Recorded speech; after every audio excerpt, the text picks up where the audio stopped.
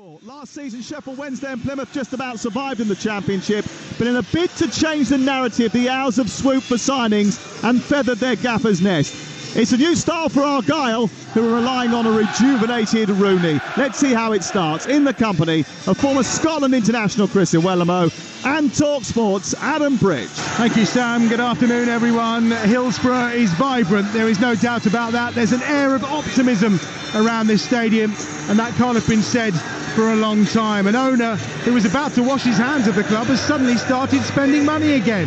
The fans who were disillusioned on and off the field, well, they're here in their thousands.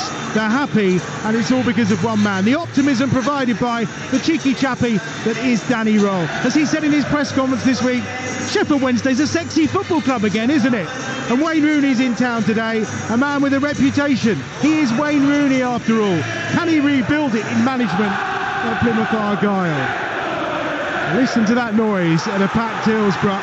The only empty seats are away to our left-hand side, and that's partly, I feel, due to the 590-mile round trip it is for Plymouth Argyle supporters, although they have travelled in their numbers away to our left-hand side.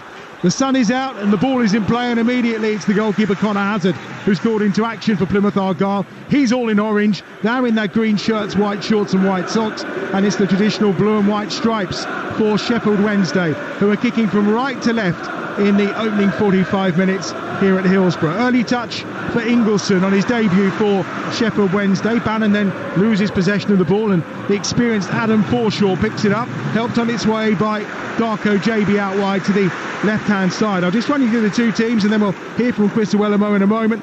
Beadle's in goal. It's Valerie Iorpa, Bernard and Lowe across the back. Bannon and Ingleson in midfield.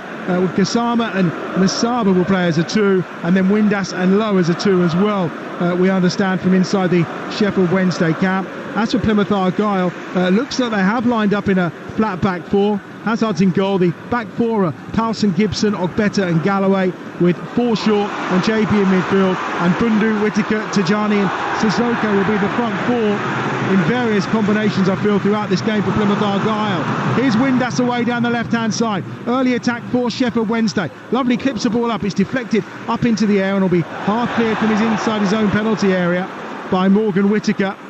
And appeals for a handball, but of course he kicked it to himself in that instance, so would never be given under the rules. Here's Windass again, slipping a ball down this left-hand side, chasing in towards the box. That time it's Gassama, and there's appeals for a penalty, and the referee says no, and Chris Iwelumo, who loves a penalty for a striker, was up and about already. Well, I thought it was excellent play. He just got in behind. I thought there's just a little tugging. As an offensive player, if you feel anything, you're in the box. You've got to give the referee a decision to make. I have to say, the tempo of the game, both sides, 100 miles an hour at the minute. You just want the experienced players, a little bit of quality, just to slow it down, be composed, get those couple of passes in. You've got to say Musaba for Wednesday. What a start at the minute. Getting on the ball a lot, being direct, trying to get at his players. That's what you want to see. Throwing on that far side for Plymouth Argyle.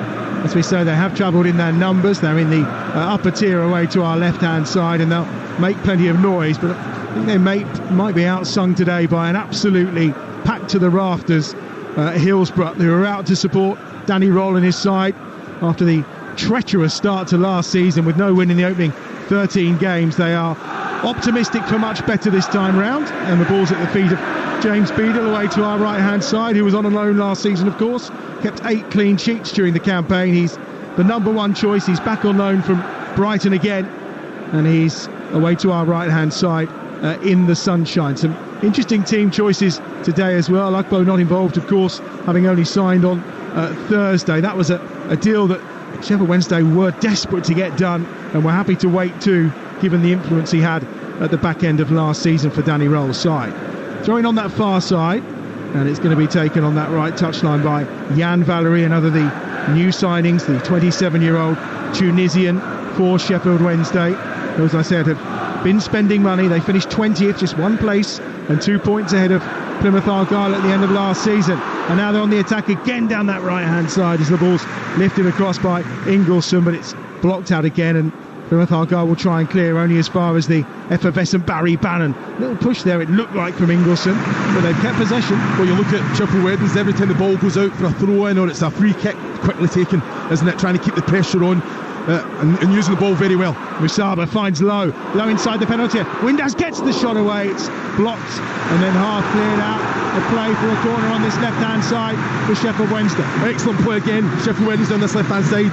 Low with the cut back, I've got to say Windass, he took it onto his left foot. I understand why. He had so much time, he could just open up, drive towards the penalty spot. He had 3-4 yards, definitely, to get the shot away. It was blocked well in the end. Only 6 goals last season in the Championship for Josh Windass, but he got himself a new contract. They're very cagey about the length of contracts around here. It's a feeling it's a couple of years that Windass has signed on for, and he's played in various positions so far in pre-season for Sheffield Wednesday, trying to find that perfect spot for him.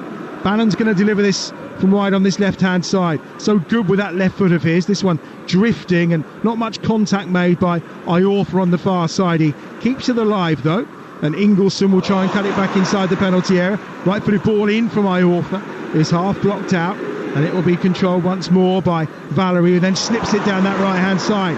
Ingleson's on the run again in towards the edge of the penalty area, wearing that number 8 shirt, the former Swedish under-21 international, trying to turn now at the far edge of that penalty area and find some room was Gasami. And down that right-hand touchline, here they come again, Sheffield Wednesday, in towards the edge of the 6-yard box. It's a good ball in from Valerie, and it has to be blocked out on this occasion by Ogbeta. Excellent pressure, excellent pressure. You're looking at, we had that discussion about Ingleson and Bannon, that relationship, the big man, little man. He's everywhere, he's getting on the ball, but he shows that little bit of composure, that little bit of quality. Not going, just putting a blind cross in, that little kind of touch, deft touch to offer. Windass in this time, and went to the ground, did Ingleson inside the penalty area. Referee not interested. Here's Windass again on that far side. It's another throw in for Sheffield Wednesday, who are hemmed inside or in and around the Plymouth Argyle penalty area away to our left-hand side. Sheffield Wednesday against Plymouth from Hillsborough on Talksport. Chris Iwelumo alongside me, Adam Bridge, this afternoon. We'll be catching up with Ian Abrahams throughout this second half. Chelsea, of course, in pre-season action this afternoon. They're behind, but they have announced the signing of Pedro Neto. Well, Ingleson on the throw-in, just look where the players are standing, so he must have a bit of a weapon. And it comes towards the edge of that 6-yard box. Going up for it was Iorfa that time, back in towards the danger zone. Iorfa's there again, can't quite get to it. Windass tries to get in and commits the foul at the edge of the penalty area, and Plymouth Argyle will get the free kick. And to be honest, Chris, they absolutely need a bit of a breather here. Yeah, it's a silly foul for Windass to give away there, you know, really on the front foot. Plymouth, to be fair, defending for their lives, but that's when you can keep a little bit of pressure. Just, you don't need to go and win the header at Windass. He's put too much pressure on his opposing player there. Definite free kick, silly one to give away. So it looks like Victor Powson is playing out wide on this right-hand side as the right fullback. He was with Wayne Rooney at DC, as I mentioned earlier. 9 countries he's played his football in. He was a member of the Liverpool youth back in 2009, but one of the early signings for Rooney that he wanted to bring into Plymouth Argyle. They've also added Cornel Snuge in recent weeks, the Hungarian. He's amongst the substitutes today, but you expect he'll have a big part to play at centre-half for Plymouth as the season goes on. Possession back once more with Connor Hazard away to our left-hand side. He's another player who has been thrust into the limelight with the contract standoff with Michael Cooper. Is amongst the substitutes today for Wayne Rooney's side. There certainly is interest from Sheffield United, but as Wayne Rooney put it in his press conference, as Brendan Galloway clears that ball, not enough money yet on the table from Sheffield United to make a deal for Michael Cooper worthwhile. A very good young goalkeeper. There's been a couple of occasions, Mohamed Tijani for Plymouth. He's a top man. He's the point man. He's up there on his own. He's pinning his man, and just the quality's not coming to him. You know, you're looking at Hazard with the quality he's got at his feet. He should be finding them. But even across that midfield, he's always wanting the ball. He's an outlet. It has to be better quality from back to front for Plymouth. Wednesday spent 253 days in that relegation zone last season. It was the most days in the bottom 3 that a team has spent and survived since back in 2004-05 when the championship began. It really was the great escape act from Danny Rowe. You counter that with Plymouth, who didn't spend a single day in the drop zone but still needed that terrific run at the end of the season to ensure their championship survival, and they did. They've invested, and they go again with both coaches at the edge of their technical areas, both all in black. Danny Rowe is a very likeable character. Every time I see his press conference, he does bring a bit of amusement to proceedings, that's for sure. And he's watching on now as Sheffield Wednesday attack again down this left-hand side. Jamal Lowe's chasing after it, as is surname namesake Maxlow, but out of play for a throw. It's interesting that you say that about the manager. I think that kind of just it filters into the dressing room. You know, that calmness, that he's got a great presence around him, and that energy is brilliant. I say a manager's responsibility is to protect the dressing room, the pressures, the expectation, and he does exactly that. You're listening to Talksport. We've been playing for 9 minutes. It's 0-0. Long throw for Sheffield Wednesday into the penalty area again, that time from Ingleson. It's well headed clear as far as Barry Bannon, and then Lowe will try and nip in, and it was the attempted slip away that time from Bundu. And there's a bit of defending to be done here, and it's done very easily that time by Jan Valery, the right back, at the edge of his own penalty area, safely into the arms of Beadle. Well, Bundu there has to just pass the ball to Sissoko. First time there, I don't know why he's trying to just kind of nick it away from Bannon, I think it was, to just try and then be direct and get on the run. But if he passes it to Sissoko, he's through. He's got the full half to run into. 1v1 scenario. It's a little bit like a 4-4-2 here for Plymouth Argyle, isn't it, right now? They do seem to be pushing on the front two, being Bundu and Tajani, and Whittaker wide on this right-hand side, and Sissoko on the left-hand side. Not too often we see the 4-4-2, but there's a foul as Sheffield Wednesday win a free kick midway inside the Plymouth Argyle half on that far side, probably about 35 yards out from goal. Well, I think if you're Danny Rowe, you're looking at your team, you're looking at Gassama, you're looking at Musaba, you know, very direct players getting on the ball. Both, you know, they're inviting the challenge, but they're taking the game definitely to both Plymouth fullbacks. Darko JB was the player that committed the foul.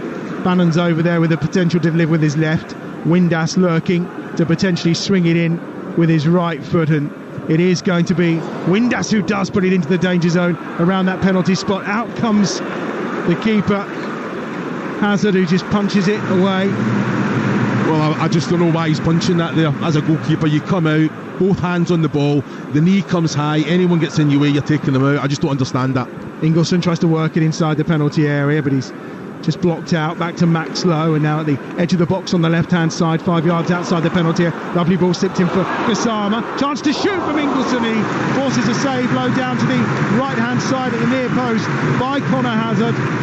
And it's behind for yet another corner for Sheffield Wednesday. Yeah, Plymouth are having to weather the storm, not clearing the lines defensively. Hazard coming out punching. Sheffield Wednesday just keeping the pressure on. Good little kind of keeping the ball, a little interplay there. Then, like you say, to get the shot away.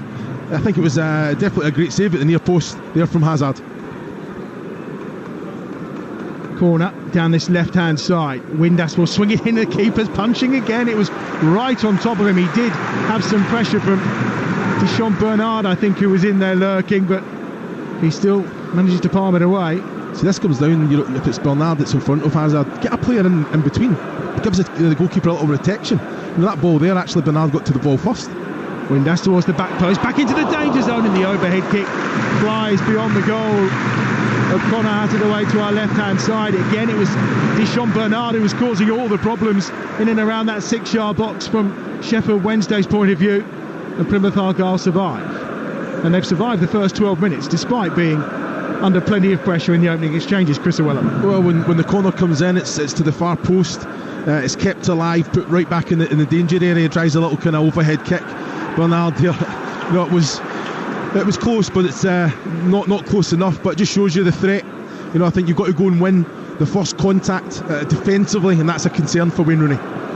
It's been a terrific weekend of action across the EFL, of course. The Premier League gets underway for you next Friday night.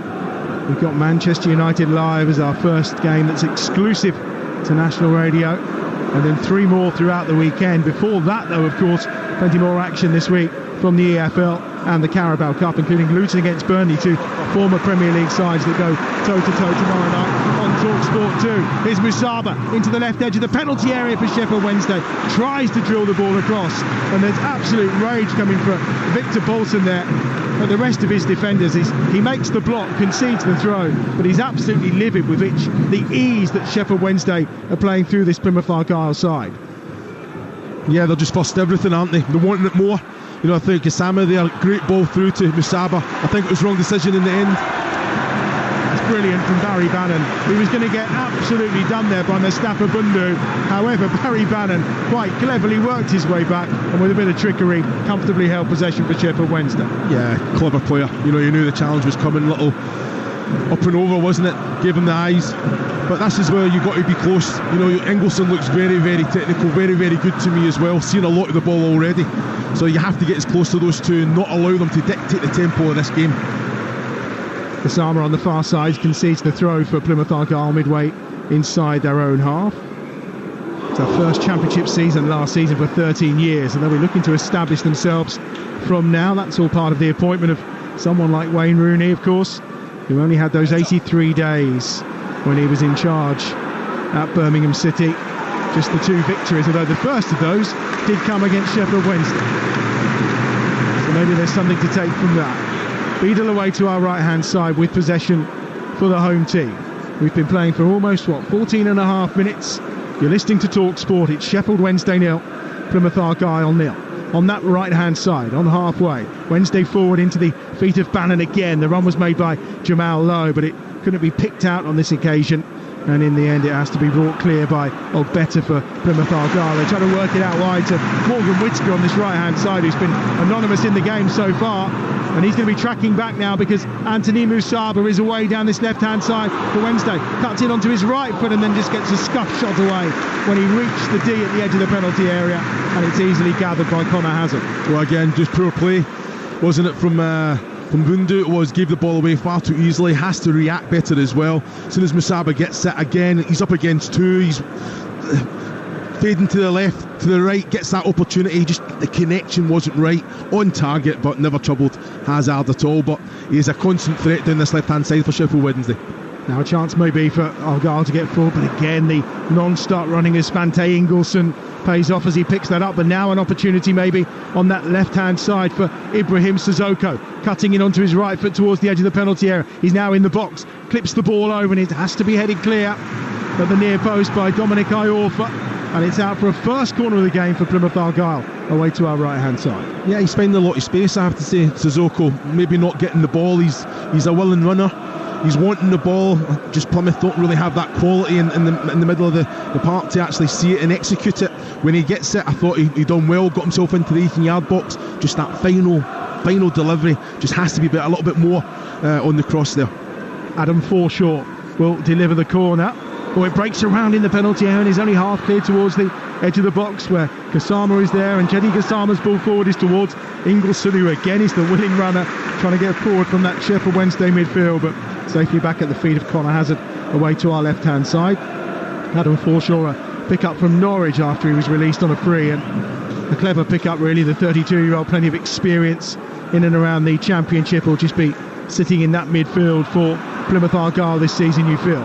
Bannon tries to poke it forward towards Jamal Lowe, but the offside flag is up, and it will be a free kick for Plymouth Argyle and a chance for them to clear their lines. We've had 17 minutes on Talksport and it remains 0-0, Chris Iwelumo. Yeah, very much reactive, I have to say, Plymouth. You know, I think they're taking a touch they're not kind of anticipating and going winning that second ball. I think a few players are guilty of that. It just has to liven up a little bit. You know, communicate when you pass the ball forward. Let the player know that he can just turn. He's free on the ball, albeit the player should know that himself. We had their struggles away from home last season, but they're on the attack now through the middle, and this is with JB towards the edge of the penalty area. JB onto his right foot, then just plays it out to Sissoko. Probably not the cleverest of options, but maybe Sissoko can make something happen. Gets to the byline, runs it out of play, and the referee will give the goal kick. By the way, the man in charge is Lewis Smith today. 9 championship games to his name from last season, a couple in the Premier League as well, and he decides that's a goal kick rather than a corner, much to the frustration of Ibrahim Sissoko. Yeah, referee was wrong there. Definite corner. I don't know what he's seen. You know, I think Sissoko got by his man. I think it was it Valerie, was it? Just got in with a toe and toe poked it. There was definitely a touch, but again, it's one of them. His view was obstructed. We're in the City of Steel today. On Tuesday night on Talksport 2 we'll be back again, this time for the Carabao Cup first round. That's the game between Sheffield United and Wrexham. Plenty of action on Tuesday night in the League Cup, of course, and there'll be a great kick-off with Adrian Durham, Dean Ashton, Chris Iwelumo, Mickey Gray and Adrian Clark we'll be taking you through those games on Tuesday night right here on Talksport. Lovely clip inside the penalty area. Here's Valerie as he gets towards the byline and just poked out of play this time for another corner on that right-hand side for Sheffield Wednesday. Absolutely dominating play. They've dominated possession and they have themselves yet another corner. Yeah, looking really good, aren't they? Down that right-hand side, that relationship's already very evident between Gassama and Valerie. I think Gassama's trying to be expansive. Great switch of play it was, and then Valerie with underlap and the way to pass into his running path was outstanding. Just end product again, if you want to be overly critical. Plenty of options again lurking inside the penalty area. It's headed away this time by Sissoko, or more across the edge of his own penalty area. In fact, it comes out to Lowe with a big up and under from inside the centre circle, and the outside of his left boot comfortably finds Connor Hazard away to our left-hand side, who's kick clashing with our three officials today, are in bright orange, as is he, in the goal away to our left-hand side. Turnover one this time by Sheffield Wednesday. Windass 25 yards out, tries the shot, blocked by the feet of Galloway. Goes again, does Windass, towards the edge of the penalty area to try and get a second shot away, but instead it's picked up by Ingelsson here. He's run off the ball by the attentions of Sissoko, and the frustrations just kick in for the Swede, who just has a little pull at the shirt, and the referee gives the free kick. It may not surprise you, he's had 10 yellow cards in each of his last 2 seasons as Ingelsson, so certainly likes to put himself around. And actually I think we're going to see some treatment here. The physio of Plymouth Argyle being beckoned on by Lewis Smith away to our left hand side, and it's for a problem for Adam Forshaw. It looks like maybe it's a boot problem because he's wandering over to get it fixed himself, which means play should be able to continue with Plymouth Argyle down to 10 men. 20 minutes played, still goalless, but definitely Sheffield Wednesday on top. Yeah, they are. Straight away, if I'm Lewis Gibson, Plymouth captain, you're sitting saying, right, okay, who's the most dangerous man in the park? But okay, they've got quite a few, but where does it all start from? Barry Bannon, look at the space that he's getting. Cannot happen, and that's the responsibility of basically that front four. They can rotate it because he'll be all over the place, but someone just has to be touch tight to him at all moments. He's getting far too much time.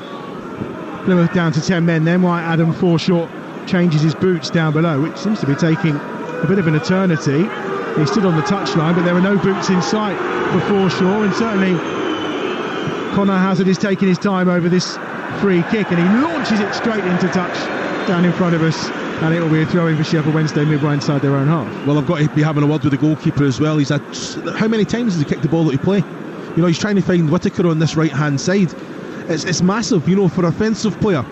For me, you go and win a couple of headers, you feel you're in the game, you make it stick a couple of times, you're in the game. At the minute, they're feeding off scraps.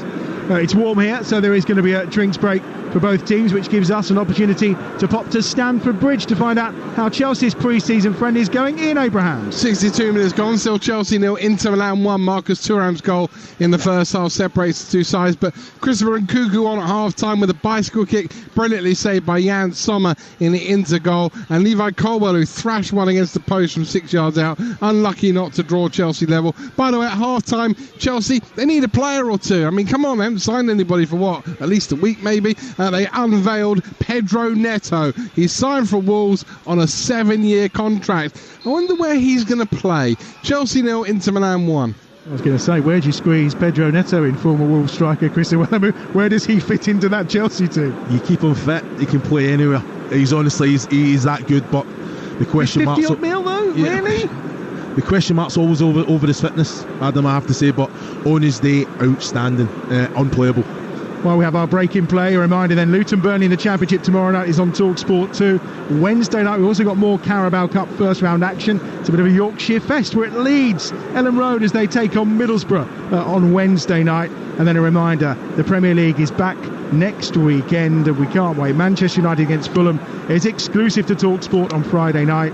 On Saturday it's Ipswich against Liverpool, their return to the Premier League. We've got that live and exclusive to National Radio, 12:30 kickoff on that one. Game day live of course, plus Newcastle against Southampton next Saturday afternoon on Talksport 2 as well. The EFL has been back with a bang this weekend.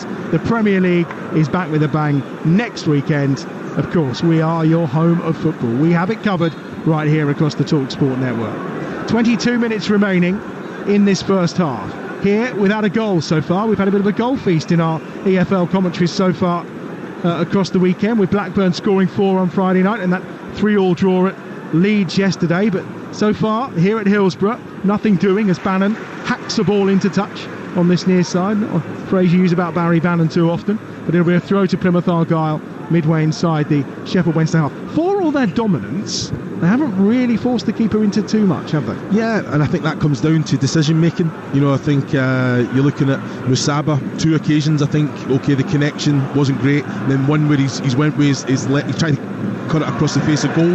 I think he's got to bring it back onto his right foot, open up the goal and let the shot go away. From a Plymouth point of view, you're not seeing a lot of the ball, so what do you need to do? You need to just be brave enough, get those short passes in, let the confidence grow, and then try and grow into the match. Albeit, I've got to say, the intensity with Sheffield Wednesday without the ball has been excellent.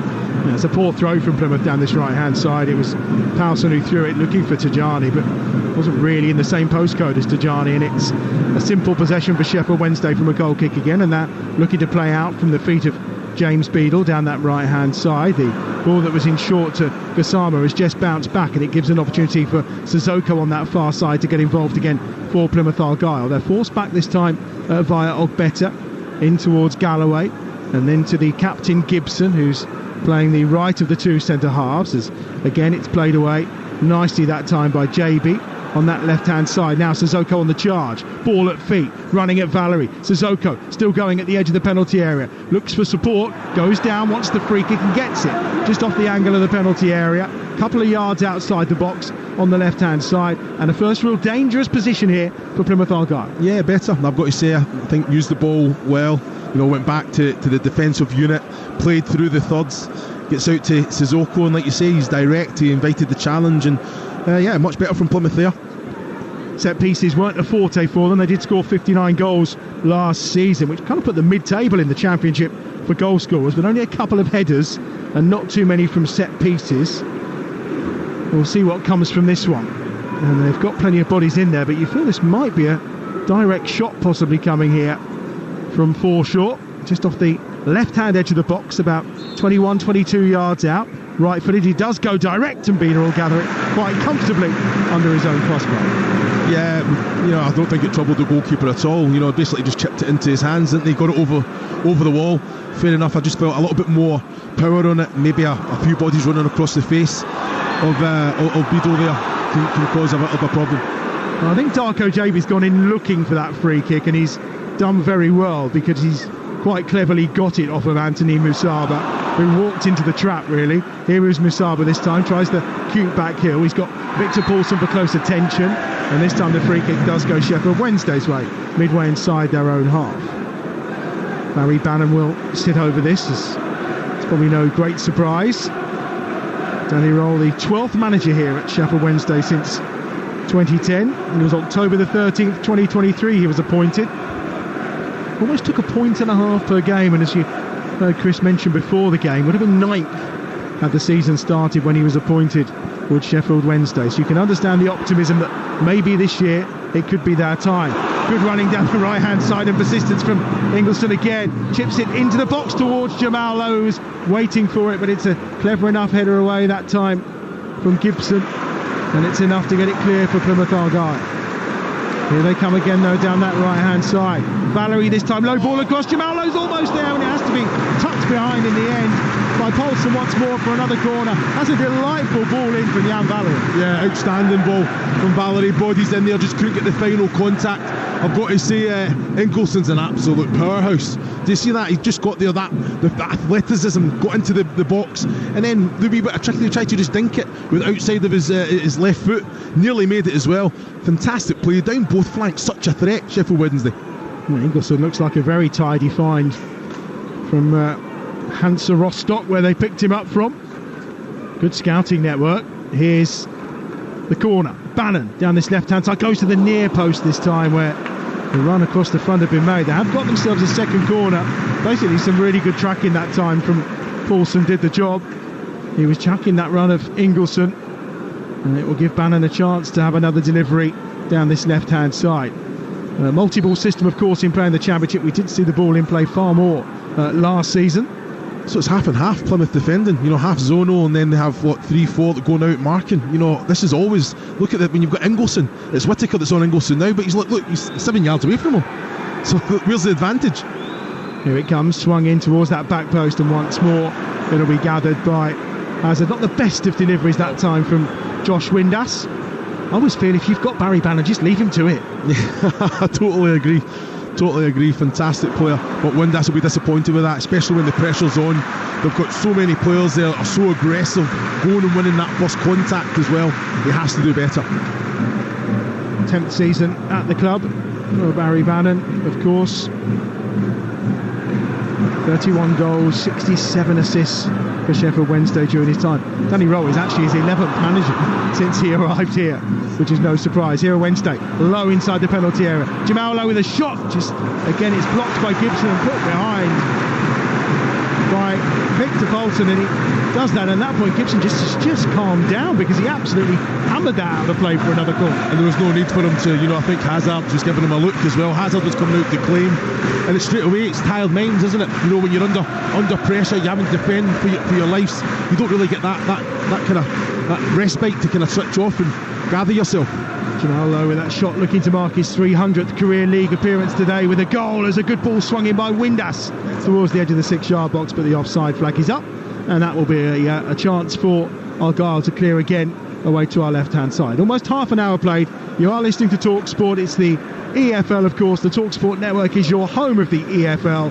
Around 150 games coming for you throughout this season, even more than before from League One and League Two as well. But right now here at Hillsborough, we are goalless between Sheffield Wednesday and Plymouth. It was an excellent ball in there from Windass. See Barry Bannon have a go at Jamal Lowe. You should not be offside there. He's crossed it in from basically within 18 yards from the goal line, from the wide area. Cannot be offside. Bannon finds Windass in towards the edge of the penalty area. Comes back to Bannon, who strikes the shot from the edge of the penalty area. Well, as I mentioned, he has scored 31 goals. They've dried up in recent times. Only the one last season, I think, and that one's high and wide. 34 years of age now, Barry Bannon. It still looks a class above so many in this league. Yeah, he's played the game in his head for the last decade, hasn't he? I think it's one of them, those movements, the positions that he takes. I've got to say, I think that was the wrong option, taking the shot on. You had Max Lowe in a very healthy position on the left hand side, unmarked. And he's given the ball away there to Sissoko, who tries to clip a ball to Whittaker, who is running down this right hand side, but again very well read by Deschamps Bernard. And now a chance for Lowe, who runs onto that towards the edge of the penalty area. He was Swansea's top scorer last season, Jamal Lowe. Couldn't quite get on the end of that. And now a chance maybe to break, but forward goes Iwelumo, striding down that right hand side for Wednesday. Slips a good ball in. Gassama, right footed, across the box. Lowe goes down. There are appeals for penalty. It's picked up by Musaba on this left hand side. Musaba's trickery, edge of the penalty area. He's got the support from Lowe, but he's just tried to play the ball down the side to him and overhit the pass, and it's out for what will be a goal kick away to his left hand side. I've worked with you for many years. Every time a striker goes down, you get excited. He fell over his own feet. No, he got clipped. His ankle got clipped. The two centre backs, Galloway, Gibson, Jamal Lowe goes through the two and is clipped. The referee was too far away. Now I don't think he's going to get on the end of the Gassama cross anyway, but there definitely was a clip, and you can see the reaction straight away. There's panic, isn't there, in the Plymouth defenders' faces. It is one of the joys of working with you, is you get so animated every time a striker goes down. I know what you're thinking. Hardest thing to do in football is score goals. If you can get a penalty, why not have it? Chance for Plymouth to try and get it clear, but they fail. And down that right hand side, it's picked up by Gassama again for Sheffield Wednesday, outside of the right boot, trying to clip a ball in for what would have been an impossible run there, I think, for Ingleson. He's been a bit of a Superman, but he's never going to get to that. No, they've been excellent. Yeah, it's they're trying to overplay now, as much as they're completely dominant now as well. It's the kind of the mental mindset that now when you don't score, when you're on top, they need the goal to cement it, and then they can start enjoying the game even more. At the minute, yeah, they're getting on the ball, they're enjoying that, but they have to make sure they're creating that chance and being clinical. Nathaniel better on that left hand side with a chance to go forward for Argyle, and he's done well this time. He's managed to get away from Ingleson on that far side, does brilliantly. He gets it into Sissoko, 25 yards out on his right foot. Sissoko looks to play the 1-2, gets it back inside the penalty area after the layoff from Bundu, and there's a foul which is going to be penalised by the referee for that challenge on Gassama, and it will be a free kick which Bannon looks to take quickly and set Musaba away, but he'll wait and he'll leave it for Dominic Iorfa. he just goes short. So Sheffield Wednesday not looking to launch an immediate attack. 33.5 minutes played. It remains 0-0 despite their dominance. Either keeper, certainly Beadles, have one comfortable save under the post. We had maybe one kind of half-hearted save from Connor Hazard. That was from Ingelston low to his right-hand side. But apart from that, neither goalkeeper really been worked. A lot of defensive blocks, a lot of clearances, and dominance from Sheffield Wednesday that's yet to lead to a goal. But still, the support is vociferous throughout Hillsborough. A beautiful day in South Yorkshire. Here's Banner to that right-hand side. They come forward again. Valerie's tucked in and moved himself forward down that right-hand side. He's been impressive in the opening exchanges here, Jan Valerie. Back in field to Bannon. Bannon's 45 yards out from goal. Clips the ball through. Ingelston's there. Jamal Lowe with a chance! And he doesn't miss those. Jamal Lowe is off the mark for Sheffield Wednesday. Hillsborough erupts. And Lowe marks his 300th career league appearance with a goal. It's been coming, and finally it pays off, and it's a brilliantly worked goal as well for Sheffield Wednesday. Sheffield Wednesday 1, Plymouth Argyle 0. It's an outstanding goal, isn't it, from start to finish. You know, Jamal Lowe opens his account, but Barry Bannon in the centre of the pitch, he's got 10 yards circumference around him, completely free. Little ball to Ingelston, excellent run, excellent first touch.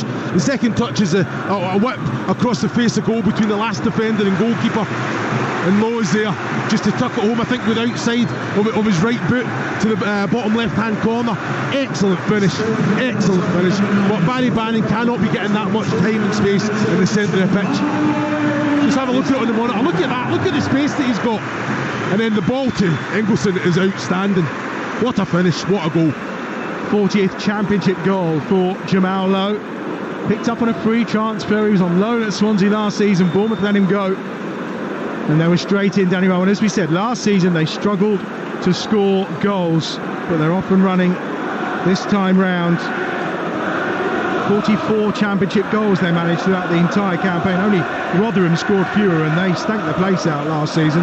They also had the second worst XG in the championship of -7.5. Only Sunderland was worse, but they've taken their chance today. Off and running on Talksport. Sheffield Wednesday 1, Plymouth Argyle 0. How can Wayne Rooney's side respond? What can the man in the hot seat since May do to his team? Well, you say how they respond. Just look at Barry Bannon again. We're saying his name time and time again. We can see it. It's that evident. Surely when you're playing, you're thinking, well, wait a minute. Who's getting the ball all the time? Why is it? They have to talk. They have to communicate. Take responsibility. Even if that information's coming from the sidelines, Wayne Rooney, staff, whatever it may be, the players know exactly what. In his press conference on Thursday, Rooney said, I know my starting 11. The team know the starting 11.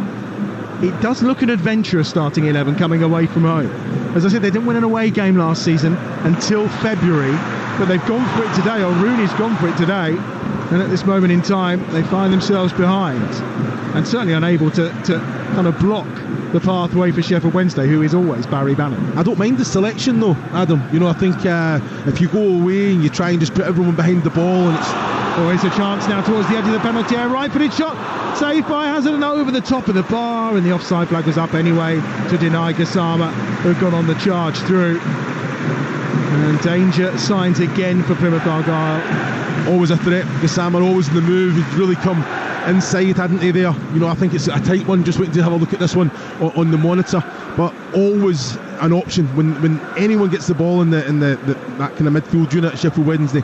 They have so many outlets, and that's something that Danny Rowell's worked on, and he'll be absolutely delighted. I thought we may have seen the likes of Adam Randall or maybe Joe Edwards, who are amongst the substitutes, starting potentially today for Plymouth, given they're away. Lovely ball swung in by Bannon again. Ingelston inside the penalty area. He goes down, wants the penalty. That's not going to be forthcoming from there. Forshaw with a challenge, and it's Forshaw who now has possession for Plymouth Argyle, laid off by Whittaker. A little change here. Whittaker tucked inside for a moment then, but he's come out wide again on this right-hand side. He's been anonymous in this game so far, Morgan Whittaker. Now goes on a run, sliding challenge from Ingelston, and it's a beauty as well. Long ball punted forward, and in the end, comfortable header from Valerie back to Beadle in the Sheffield Wednesday goal away to our right-hand side. It was a strong challenge from Ingelston, wasn't it? It was an excellent challenge, I have to say. Morgan Whittaker now, he's kind of drifting out of his position. He's trying to get on the ball because, like you say, that whole attacking four is feeding off nothing. I think they have to be better in possession. I think Wayne Rooney's chosen a side that can go out there and be a little bit adventurous, which I don't mind, but they have to be brave enough to play. But at the minute, they're not getting the opportunity to. You're listening to Talksport. Sheffield Wednesday 1, Plymouth 0. A reminder, the Olympics finished today, of course. We'll have the final acts of the Olympics tonight from 7 o'clock here on Talksport once we're done with the Sunday session. And we've rounded it up the action from here at Hillsborough, of course, and heard from Wayne Rooney and Danny Roll. Whatever the outcome, on that left-hand side, Sissoko to Forshaw. Helped on its way to Ogbeta, who's up from fullback. Into Sissoko again, who's 25 yards from goal. On his right foot, drops it in short to Tijani. Tijani then lifts it to this near side, looking for Whittaker. It's well read, though, by Max Lowe, and immediately Musaba makes the run ahead of him. Can Musaba get there first? It's well tracked back that time by Paulson. And it's towards the centre circle where Forshaw has it once more for Plymouth Argyle. He's over halfway on that right foot. The experience of Adam Forshaw gets caught by Ingleson and Jamal Lowe, who is back defending too. And now it's Gassama on that right-hand side. And Jan Valerie's coming infield. It's picked up, though, by Windass. Windass slips it in. Ingleson again, right edge of the 6-yard box. Closed down and beaten to it that time by Gibson. And it's a free kick that's gone the way of Plymouth Argyle for the challenge from Ingleson. Ingleson does know how hot it is out there, doesn't he? Does he actually stop running? Well, no, he hasn't, and he's lucky not to get a yellow card for the challenge that he just made. I thought the referee made very light of it. I think just a lunge, wasn't it? Controlled it may be, but dangerous all the same. So very, very fortunate he is. Into the final 5 minutes of the first half. Jamal Lowe's goal separates these two sides. Sheffield Wednesday 1, Plymouth Argyle 0. And it's going to be cleared by Hazard away to our left-hand side. And this time he goes down the left-hand side of the field. He's tried to pick out Tijani. Comes back to Sissoko, who's on a run. Cuts in field onto his right foot. Does really well. A chance maybe for JB here to get the shot away. But again, it's well read and it's picked up this time by Bernard. And now it's Musaba who's away down this left-hand side. Musaba again for Sheffield Wednesday. He's on the charge. Gibson comes across and he has to deal with it as he was reaching the edge of the penalty area on this near touchline. And Gibson does come over and concedes the throw. Yeah, excellent defending there. Gibson, he's understood that Paulson was struggling, wasn't going to win the race, and came out and snuffed the danger. I think they just, like you say, communication, compact, that defensive unit of Plymouth getting dragged all over the place, pulled out of position, and just the way that Sheffield Wednesday, they're really capitalising on that with the movement of the front three, front four, whatever you want to call it. The rotation's excellent. It is. Bannon just turns that one round the corner. Musaba again on the charge. Paulson stumbles. Musaba still going, left-footed ball across. Comes to Jamala, into Gassama. Bannon tries to tee it up to Valerie. Right-hand edge of the penalty area. Valerie back to Bannon again. Helped on its way to Jamala with a first-time pass, and then the foul from Jamala as Galloway goes down inside the penalty area. And it's going to be another free kick for Plymouth Argyle inside the box. But they are getting torn to shreds here by Sheffield Wednesday. Yeah, they are. And it's just that final pass from Wednesday just kind of letting them off, isn't it? The Musaba, he's cut it back. To be fair, I think he's done okay. There wasn't a lot of pace in the ball, so the players losing their footing, sliding. Barry Bannon gets it. I think he should just try and turn, move the ball a yard, take the shot on. He's in the D, just outside the 18-yard box. But he goes out wide, and that... the chance is gone there. Plymouth, everyone's back, everyone's in position, ready to defend. 3 minutes to go to half-time. You're listening to Talksport. Sheffield Wednesday 1, Plymouth Argyle 0. Sissoko on the charge again, down that left-hand side. Quick feet Sissoko, those bright boots, pulls it across. Whittaker, edge of the penalty area, left-hand edge, gets the shot away. First time we've seen him in any kind of aggressive position for Plymouth Argyle, and his left-footed shot just flies over the top of the crossbar. Yeah, when it falls to Whittaker, it's a big opportunity. I think Sissoko found him well. He's reacted to it rather than come onto it, so he's waited for the ball to come to take the touch. I think he can come onto that and take that first time. I think if he's anticipating Sissoko doing it, he's getting a free shot, probably maybe 13 yards central from goal if he's on the front foot there, Whittaker. But again, very much not in the game, feeding off scraps. You have to stay alive, concentrated. Back from Iortha, who just was getting a little bit of press on there that time from Tijani as they were looking to play out from the back again. Sheffield Wednesday as they do. Danny Rowe will be especially happy with the opening 43 minutes, you feel. And maybe another goal just to cement that superiority. And here's Jan Valery. He just brushes Ogbeta aside on that far side to keep possession. Forshaw comes to help Ogbeta out. And in the end, Plymouth can get it away. They smuggle it up to Sissoko, who this time is about 10 or 15 yards inside his own half. A couple of step overs and teasing feet to Ingelsson, who must be thinking about maybe I should dive in, and he does, and it may be on the countback here. That's got to be a yellow card, or at least a talking to from referee Lewis Smith. Well, persistent fouling for one. He's got to have I think he had a little quiet word, and to be fair, I think the officiating's been excellent. But again, Ingelsson is just someone's got to say to him, just like calm down a little bit. If you like your Jurassic Park, he's like a velociraptor in the middle of the park, isn't he? He's literally everywhere, snapping at everyone. Yeah, but you understand, it's the first competitive game. You're at home. He's really showcased to the fans what he's all about. You know, but like you say, I think he's got a second half to play as well. Well, I think they're going to love him. That would be my totally guess. Last minute of the first half, 1-0 still to Sheffield Wednesday. Jamal Lowe's goal. You're listening to Talksport. Of course, it's the Sunday session. Sam is with us, and at half time he'll wrap up the activities in some of the other games taking place today, of course. Away to our right hand side, Beadle will have a chance to clear from the edge of his own penalty area, very much playing the sweeper keeper role as it's flicked down that time by Gassama, and Lowe's gone in, and that's a bit heavy on Brendan Galloway, and he helps him up and about. It will be a yellow card for Jamal Lowe from the referee, and I think rightfully so. You know, Brendan Galloway goes in, gets the head, and he's standing when he heads it, so he's basically full height, and Jamal Lowe just goes in with his shoulder, and he takes him out, and I think the referee's got that one spot on.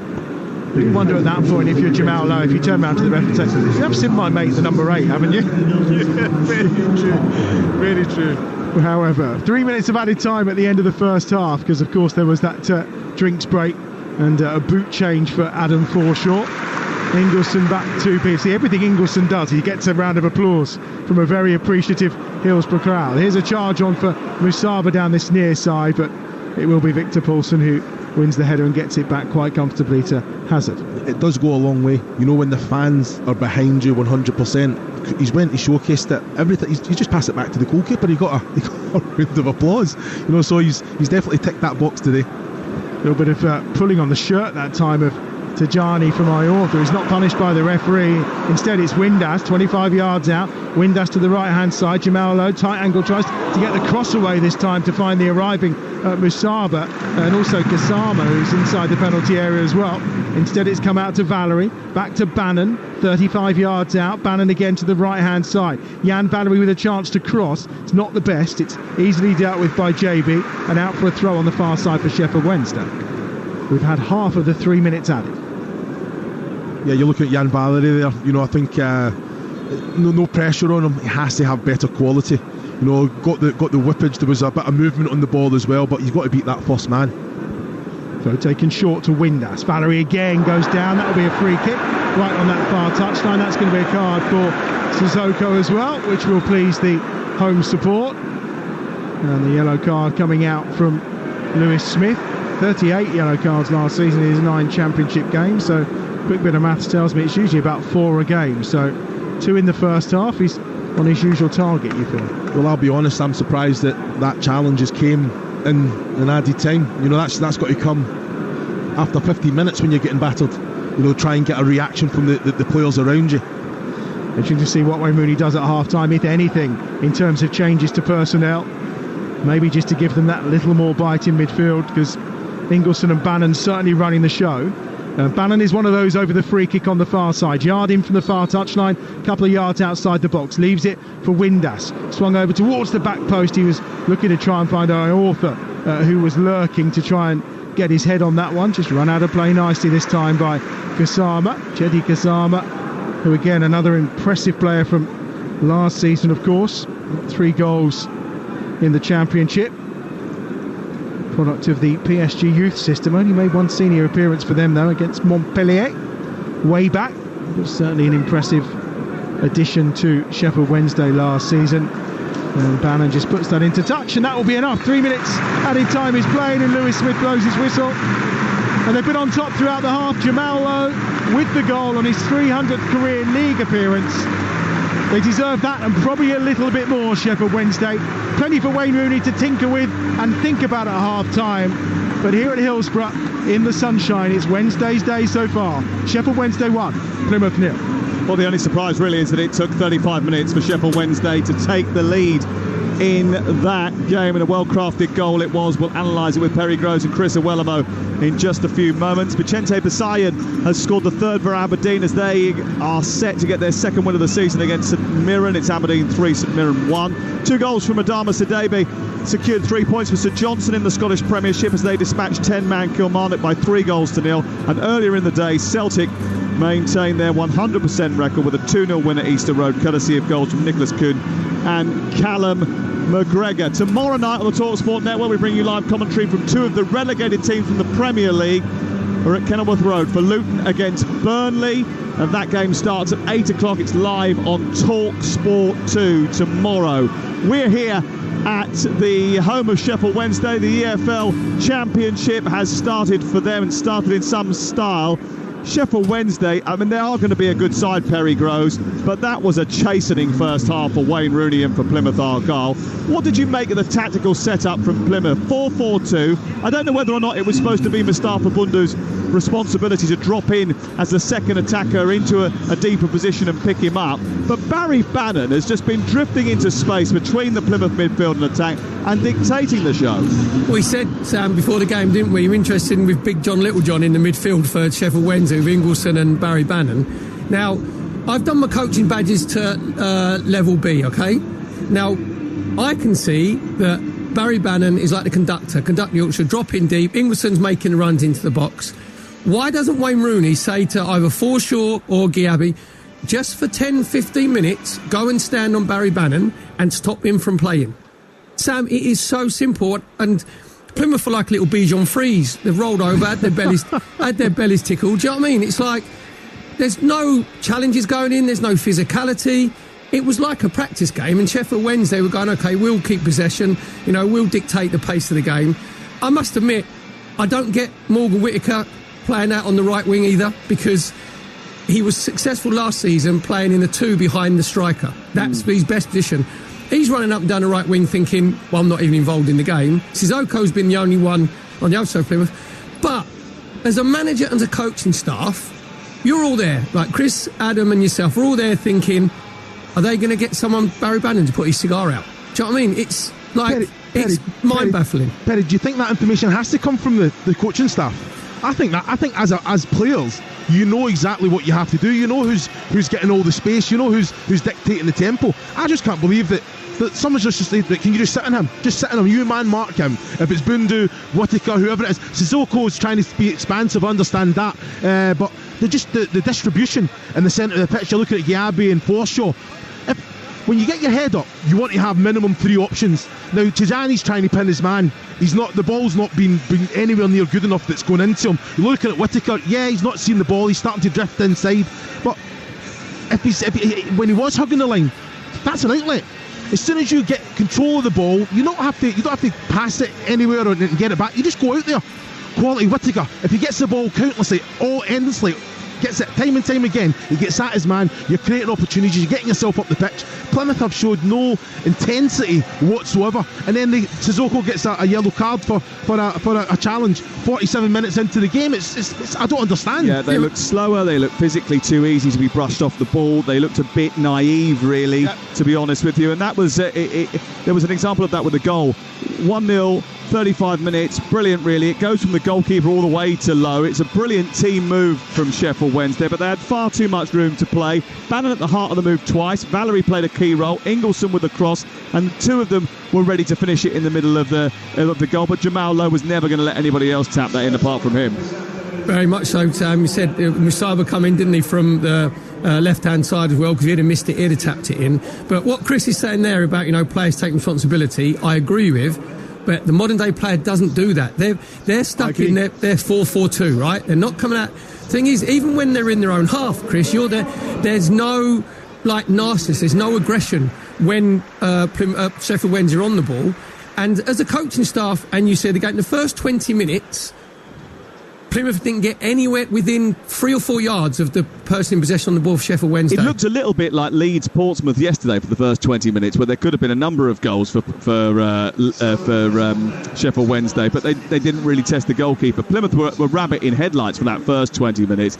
Even then, I mean, they still were completely in control after that. Plymouth just haven't got into the game at all. And actually, there would have been more goals, Chris, in the match if Sheffield Wednesday had been a little bit more clinical and if Anthony Masaba had made better decisions with his final ball. Well, I totally agree. I think that's the positions that they get into, Masaba especially.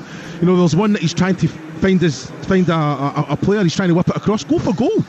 You're in the box, you're coming into the 6-yard box, cut onto your right and find the goal. The other one that he did, he's cut inside, he's created the opportunity himself. Just the connection of the shot, 20 yards from goal centrally, never really troubled Hazard, I have to say. But yeah, that's what it all is. You know, in control, a real threat from each flank, good quality come into the box, and it's that final pass, that final decision, trying to overplay sometimes as well. Perry, there were so many positives for Sheffield Wednesday, but Svante Ingolson looks a real player, doesn't he? Picked up for Hansa Rostock in the 2nd division in Germany. You'd imagine Danny Roll has had a hand in that. Composure, touch, awareness. He's aggressive. He's got a weapon of a long throw. He is a goal away from the kind of debut that established you as a cult hero straight away. Do you know what? You can make a career out of a long throw, Sam, to be fair. That was a proper long throw as well. You know, when players back up and they don't hardly reach the 6-yard box, he's got like that weapon. But the thing that I like about him is that, like, Barry Bannon sits, Ingolson goes, and he runs into the channels, and the first touch, when he received it from Barry Bannon for the goal, his first touch is brilliant out of his feet. His second one, the cross to the outside of his left foot. Chris is a centre forward. All you're asking him to do is just put it in that corridor of uncertainty in between, like, the 6-yard box and the penalty spot, and the right pace. Basically, it's saying, there's a plate, there's a knife and fork, then you go and finish it off. Brilliant. Perry, back to you very shortly. Chris, have a bit of a rest. We've got second half commentary to come from Sheffield Wednesday against Plymouth. Sheffield Wednesday leading by a goal to nil. Jamal Lowe on his 300th league appearance, scoring the goal for his new team. Late goal and full time at Stamford Bridge. Ian Abrahams. Chelsea 1, Inter Milan 1. Probably just about what Chelsea deserved, if not a little bit less than what they deserved after having most of the chances here. Marcus Thuram puts Inter ahead midway through the first half, and with a minute left, substitute one of many, Leslie Ugochukwu fired home from 6 yards out. Jan Sommer could do nothing about that. Earlier he'd saved twice brilliantly from new signing Mark Guiu in the first and second half, and even better probably from an overhead bicycle kick from in the second half from Christopher Nkunku. Chelsea at half-time paraded their new signing, their latest new signing, Pedro Neto, who is signed on a 7-year contract. Goodness knows where he's going to fit into this team of stars and names, but he will somewhere along the line, and Chelsea at least go into the season against Manchester City next Sunday here at the Bridge off the back of a game and a performance I think Enzo Maresca will be much happier with. Finished Chelsea 1, Inter Milan 1. Interesting, and we'll be doing the Sunday session next weekend live from Chelsea against Manchester City. We'll be underway from 1:30. Join us for that. 2 big games in the Premier League next Sunday as we get our Premier League coverage underway. Friday night, Manchester United against Fulham. Saturday lunchtime, our traditional kickoff. We've got Ipswich against Liverpool. Very much looking forward to the opening weekend of the Premier League live on Talksport. For the final time this Olympics, let's speak to John Cushing. 12,000 people at the Bercy Arena have been hoping for history in the final sporting action of Paris 2024. No women's basketball Olympic competition has ever been won by anyone than the USA or Russia or the Soviet Union. And France just missed out, the USA making it 8 titles in a row with a 67-66 victory. Team GB won 65 medals here at Paris 2024, but 14 golds leaves them in 7th place in the medal table, their lowest position in 20 years. Bryony Page and Alex Yee will carry the Union flag at the closing ceremony tonight at the Stade de France. You can hear it live on Talksport. Olympic update on Talksport with Intuit QuickBooks. That's how you business differently. Right, what about our sounds of the weekend? Sounds of the weekend on the Sunday session on Talksport.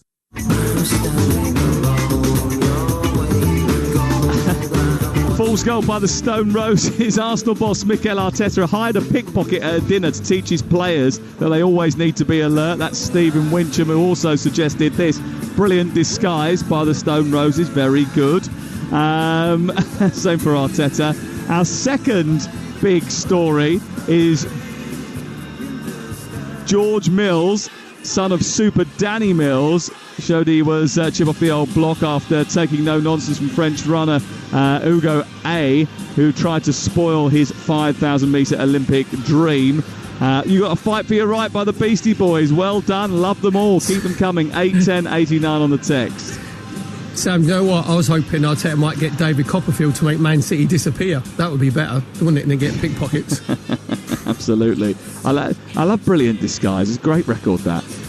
Right, Sheffield Wednesday have been pretty impressive here at Hillsborough this afternoon.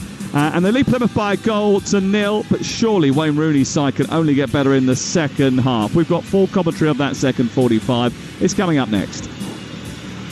Hey there, guys. Imagine if you could find out where that influencer's sick posters from, even when they don't reply to your comments. No need to imagine. Simply unfold the new Samsung Galaxy Z Fold 6 and use Circle to search with Google to find it. Aha! And they thought they could gatekeep.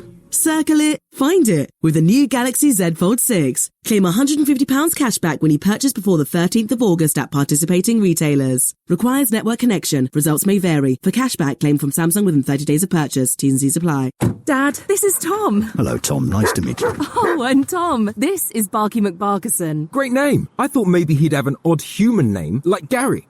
My name is Gary. Meeting the new family can be a bumpy ride, but not with Mini. Meet the new Mini family. The new Mini Cooper with iconic go-kart feels and standout design. And the new Mini Countryman, our biggest Mini ever, ready for family adventure around every corner. Petrol-powered or electrified. They're waiting for you to take the wheel. Book your test drive today at Jardine Berry St Edmunds Mini. Test drive subject to status and availability. To pick your ultimate starting 11, time to go for glory and catch prizes with a £50,000 jackpot up for grabs. Download the free-to-play Dream Team app today. T's and C's apply. 18 plus only. Ocado's got your favourites, every last one. From steak to beefless burgers in your brioche bun. And all the M&S picky bits under the sun. Let summer come to you. Get more choice than any other supermarket. Ocado. Let summer come to you. Geographical restrictions and delivery charges apply. Minimum spend £40. Full T's and C's at Ocado.com. Verify at info@ocadoretail.com. Let me go straight to the point. When you're laying a patio or driveway, you need Sika Fast Fix. It's ready mixed, easy to use and quick to apply. Plus it comes in 5 colours and you can use it in any weather. Transform your next project with confidence. Transform it with Sika Fast Fix. And you'll finish a quality job in no time at all. Sika stockist now at sika.co.uk/landscaping. When Andre sold his car on finance with Motorway, he got more money. Ooh! He then put that extra money into tickets to follow his team around the country. Come on, lads! Selling on Motorway was completely stress-free, which is more than I can say about being a supporter of... Sell your car the more money way, where 84% of sellers sold for more. Motorway. Validated against 2 independent sources. Visit motorway.co.uk/claim. Praise your palate. Take it higher with a fryer. Serenade your senses until everything makes sense again. The Mini Fillet Snack Box. From $2.99 for a crispy mini fillet and fries. Give in to finger licking. Believe in deals. Believe in chicken. KFC. Subject to availability. Prices may vary. Participating restaurants only. See website for full T's and C's. Sharp shooting, ball booting radio. And it's hit the post and gone in! The Sunday Session with Sam Matterface and Perry Groves on Talksport. They come again though down that right hand side. Valerie this time, low ball across. Jamalo's almost there and it has to be tucked behind in the end by Paulson once more for another corner. Bannon finds Windass in towards the edge of the penalty area. Comes back to Bannon who strikes the shot from the edge of the penalty area, and that one's high and wide. Back infield to Bannon. Bannon's 45 yards out from goal. Flips the ball through. Ingleston's there. Jamal Lowe with a chance! And he doesn't miss those. Jamal Lowe is off the mark for Sheffield Wednesday. Hillsborough erupts and Lowe marks his 300th career league appearance with a goal. It's been coming, and finally it pays off in the sunshine. It's Wednesday's day so far. Sheffield Wednesday 1, Plymouth 0.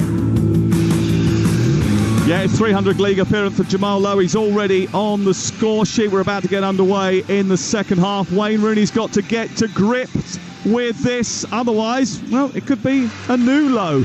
Here's Adam Bridge. Indeed it could. The sun's out, the players are out. No changes at the start of the second half, so he's resisted temptation to make a switch, Wayne Rooney.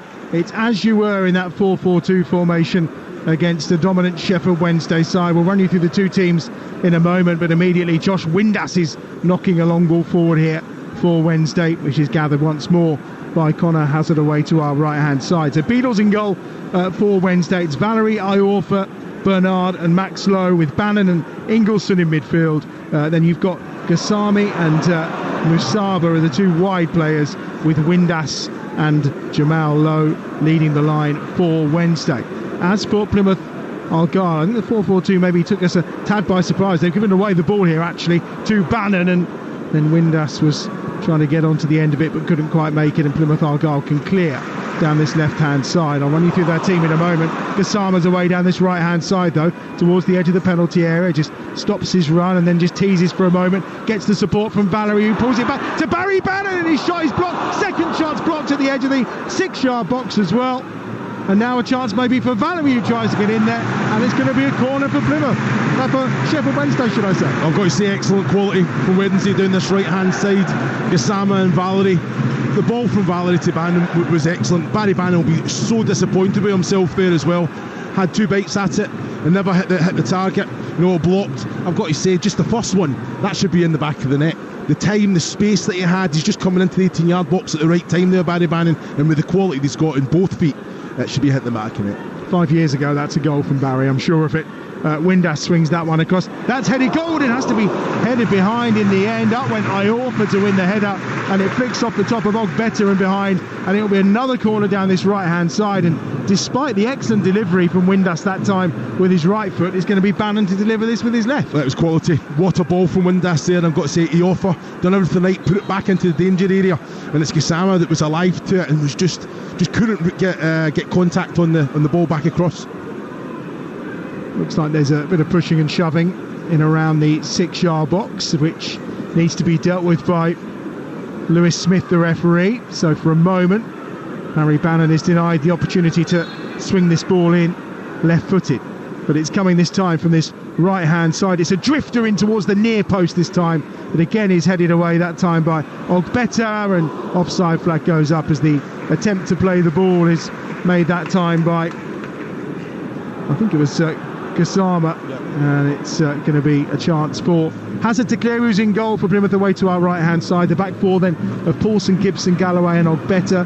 The two central midfielders are Forshaw and JB. Wide is Whittaker on the right hand side, Sissoko on the left hand side, and then we've got the two up front, Tajani, and a chance may be here first of all for Bundu, who's alongside him. Left-footed ball swung over by Ogbeta, but it's swung over and straight out of play for a throw on the far side. Way too much on that in what was a really promising move for Plymouth. Yeah, it was an excellent move. Straight up, Bundu keeping it alive. Ogbeta breaking his neck to get down and round him on the left-hand side. There's no pressure, I have to say, on Ogbeta there. Has to be better. He had 4 or 5 Plymouth shots in the 18-yard box here as well. Just end product. Was on loan at Bolton last season, of course, was in that playoff final. Ogbeta to come out of League One, which Bolton ultimately ended up losing, of course. That's headed up in the air that time by Galloway, and now out wide. Lovely ball to Jedi Gassama on this right-hand side. He's again got runners ahead of him in Jan Valerie. Gassama cutting onto that left foot of it, tries the shot, well blocked out by Galloway, but he'll try again down this right-hand side with Valerie. Will Sheffield Wednesday. Infield again to Gassama. So good. Took 2 Plymouth players out immediately. Ingleson, lovely ball into that corridor of uncertainty in the 6-yard area. And trying to get this first was Jamal Lowe. And the final touch is his, and it's behind for a goal kick. Well, I just think Valerie, Gassama, the understanding has been outstanding, hasn't it? And you look at the positions that Ingleson takes up. He was like out in the right wing there. It's just, I think that movement from Ingleson just creates so much more space for Barry Bannon. When you're trying to follow the midfielders and you're chopping and changing, you're switching it up, then all of a sudden you've got Ingleson out in the right wing. How can Bannon not have space then? You know, so difficult to defend against, but go man for man. Stay with your guy. Well, you'd say in the opening 4 minutes of this second half here on Talksport, whatever Wayne Mooney said at half-time, it's not working. Jamal Lowe's trying to get around the back of Galloway here, but the offside flag is up against him. One slight criticism of Jamal Lowe often is his ability to stay onside. He does get caught quite frequently. And just to counter that, I think Plymouth, when the ball does go advanced, they do step up very quickly, and that's one of those things. But as a striker, you're spot on. You have to go with the defensive line, so he has to just switch on like that. You know, I think it was Gassama when Ingleson kept that corner alive, and they stepped up really quickly. It's only got to the 18-yard box. That's where Ingleson headed it from. Gassama shouldn't be offside, but it's because Plymouth just step up. They have a real understanding. Once again this season, of course, the Talksport network has got your EFL coverage absolutely looked after. The exclusive home to National Radio for EFL coverage. Around 150 games we'll bring you throughout the regular season. Of course, all the playoff drama at the end of the campaign as well. We're going to be dipping into League One and League Two a little bit more throughout the season as well. And we've had a terrific start this weekend after Blackburn's 4-2 win on Friday night over Derby County. The 3-3 draw yesterday between Leeds and Portsmouth. And a reminder, we finish our weekend's coverage of this opening EFL weekend with Luton against Burnley from the Championship over on Talksport 2 tomorrow night. We're underway from 7 o'clock on that one for you. Far side, Masaba on the charge, slips it through nicely. Ingleson looks to cut it back across the penalty area, half blocked, nearly comes out to Jamal Lowe, cleared away as far as Windass. Windass at the edge of the box just loses out as he tries to gather possession again, and maybe Plymouth can play on the counter here potentially. Whittaker out wide on that far side, gets the ball infield. JB's there, but he's dispossessed by Gassama of all people, who's working hard. Now Musaba in a more central area this time. Here's Ingleson to Bannon. Bannon's midway inside the Plymouth half, plays it out simply to that left-hand side. This time it's Gassama that's on the charge, on the far touchline, to the back post. Jamal Lowe with a header down. Oh, it's an own goal! Jamal Lowe's header is turned in by Galloway, and Sheffield Wednesday have a second. It's oh so simple, it's oh so unfortunate for Plymouth Argyle, but Sheffield Wednesday doubled our advantage. Galloway with the own goal, and it's Sheffield Wednesday 2, Plymouth 0. Well, I've got to say it's a very fortunate goal now. Excellent play from Wednesday to get into the position. Barry Bannon putting it wide. The ball comes in from Musaba, just dinks it up, hangs it up. I thought that Lowe actually fouled Galloway. He put his body into him and then stepped back, and it kind of really affected Galloway. Then when he up, he had a free header, and I'm sitting thinking he's definitely going to work Hazard here, but then Galloway can't do nothing about that. Lowe from close range heads it straight at him. I think it comes off the back of the head into basically the top right hand corner. But I'm looking at it in the monitor now. You tell me, Adam. Look at the challenge from Lowe when the cross comes in. Right, Lowe, he just puts a little bit of pressure on the. I think it's Ogbet actually. For me, that's enough. That's enough. 2-0 to Sheffield Wednesday. 8 minutes played in this second half. You're listening to Talksport. And Wayne Rooney, well, what's he going to do? Is he going to act decisively? He's gone and sat down on his bench, talking through with his backroom staff. They trailed by 2 goals to 0. They've got to do something, haven't they? It's, you know, there's no sticking here. It's got to be twisting time. No, I think so. I think he's picked a very adventurous side, so you're sitting thinking, is all the players out there that can affect it, or do they bring on a little bit of a defensive player and give him basically a job to do? And we know what job that should be. Oh, they're away again here. Valerie down the right-hand side, lifts a high ball into the box, arriving to finish. Oh, he's put it wide. How has Musaba missed that? What an opportunity, and an early standout candidate for miss of the season, and we're only on the first weekend. 6 yards out. How has he put it wide? You're a harsh man. You are a harsh man. It's a great ball from Valerie. He puts it up. I think he's a little bit more conviction. Make sure the connection's right, and just make sure you hit the target there. But he's kind of sliced it a little bit there, and he'll be disappointed with himself. He's came a long way to get on the end of it, to be fair. I've come a long way to watch this game. I want to see goals. Ingleson down this right-hand side. Here's Lowe, picks up possession. He's got runners ahead of him. Infield he goes. Lovely little back flick that time from Gassama to try and find Lowe. And they've got it back. Good challenge from Lowe. Gassama. Lowe down this near side. Gets it in towards Windass, who just tries to flick it. Keeps it alive. Back to Lowe in the box. Can he get his shot away? Twists and turns. He beats two men at the byline. Oh, he just runs it out of play. The persistence and desire from those Sheffield Wednesday players is extraordinary, because they've just waltzed their way through 3 or 4 Plymouth players in the box, held off their challenges, but just couldn't quite convert. Yeah, I've got to say, Musaba's having a go just now at Jamal Lowe, and he's got every right to as well. There was an opportunity there, he's twisted and turned. I'm thinking, right, can he just kind of swivel and get his left foot connection and steer it goalwards? But that's when he can just pass it to Musaba, who's basically got that much time and space. He's then come back onto his right, and the chance is gone then. 3 substitutes are preparing themselves for Plymouth. I'd be really surprised if we don't see Ryan Hardy. He got 12 championship goals last season. He was the club's top scorer in the 2 previous seasons, and it looks like he plus 2 others are going to come and join the fray here. Callum Wright potentially being one of those as well for Plymouth Argyle. So those changes being prepared by Wayne Rooney and his team down below. In the meantime, nodded away that time by Valerie into touch, and it'll be a throw midway inside their own half on this left-hand side for Plymouth Argyle. So one of those players is definitely Ryan Hardy. It's definitely Callum Wright, and a third is being prepared too. Decisive changes from Rooney then in his first game in charge here for Plymouth Argyle, and we're going to see Bali Mumba coming on as well. So they will be the 3 changes in a moment or two for Plymouth, who trail here on Talksport by 2-0 against Sheffield Wednesday. That's going to be a free kick for Argyle, and maybe we'll give them the chance to make those changes at this moment. And yet there's the clap of the hands from Wayne Rooney, and they're about to happen. So we wait the 4th official, who will bring the board out, and the changes can be officially made. I'm not sure he knows how to work it. Yes, he does. So the first change is going to be Tajani, who's going to go off, and he's going to be replaced by Ryan Hardy, which is probably no great surprise given Hardy's ability to score goals and hold the ball up.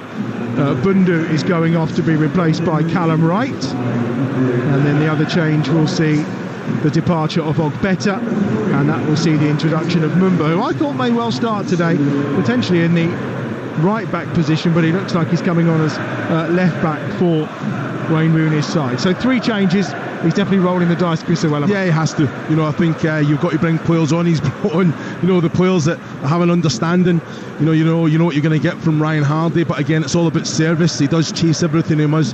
He does make bad balls good balls with his work ethic. But again, it just has to be better quality from back to front from Plymouth. First chance for those subs, Wright and Hardy to get involved, but it's really good defending that time from Dishon Bernard. Turn round the call that time by Hardy to find Whittaker on that far side. First time we've really seen him in the second half, but easily dispossessed on this occasion. And it's picked up by Sheffield Wednesday and by Bannon, who's in the left back position as he clips that down the line to try and find Windass. Oh, a lovely bit of combination play for Sheffield Wednesday as they get up towards halfway. Then the foul comes in from Forshaw. He's furious, and surely that may get him a yellow card, the way he's just responded to the referee, although no, the referee lets it go. I thought just that response alone might get him a card. Yeah, he's very, very fortunate, isn't he? I think I thought it was excellent play, Bannon. Windass and Musaba just linking up very, very well.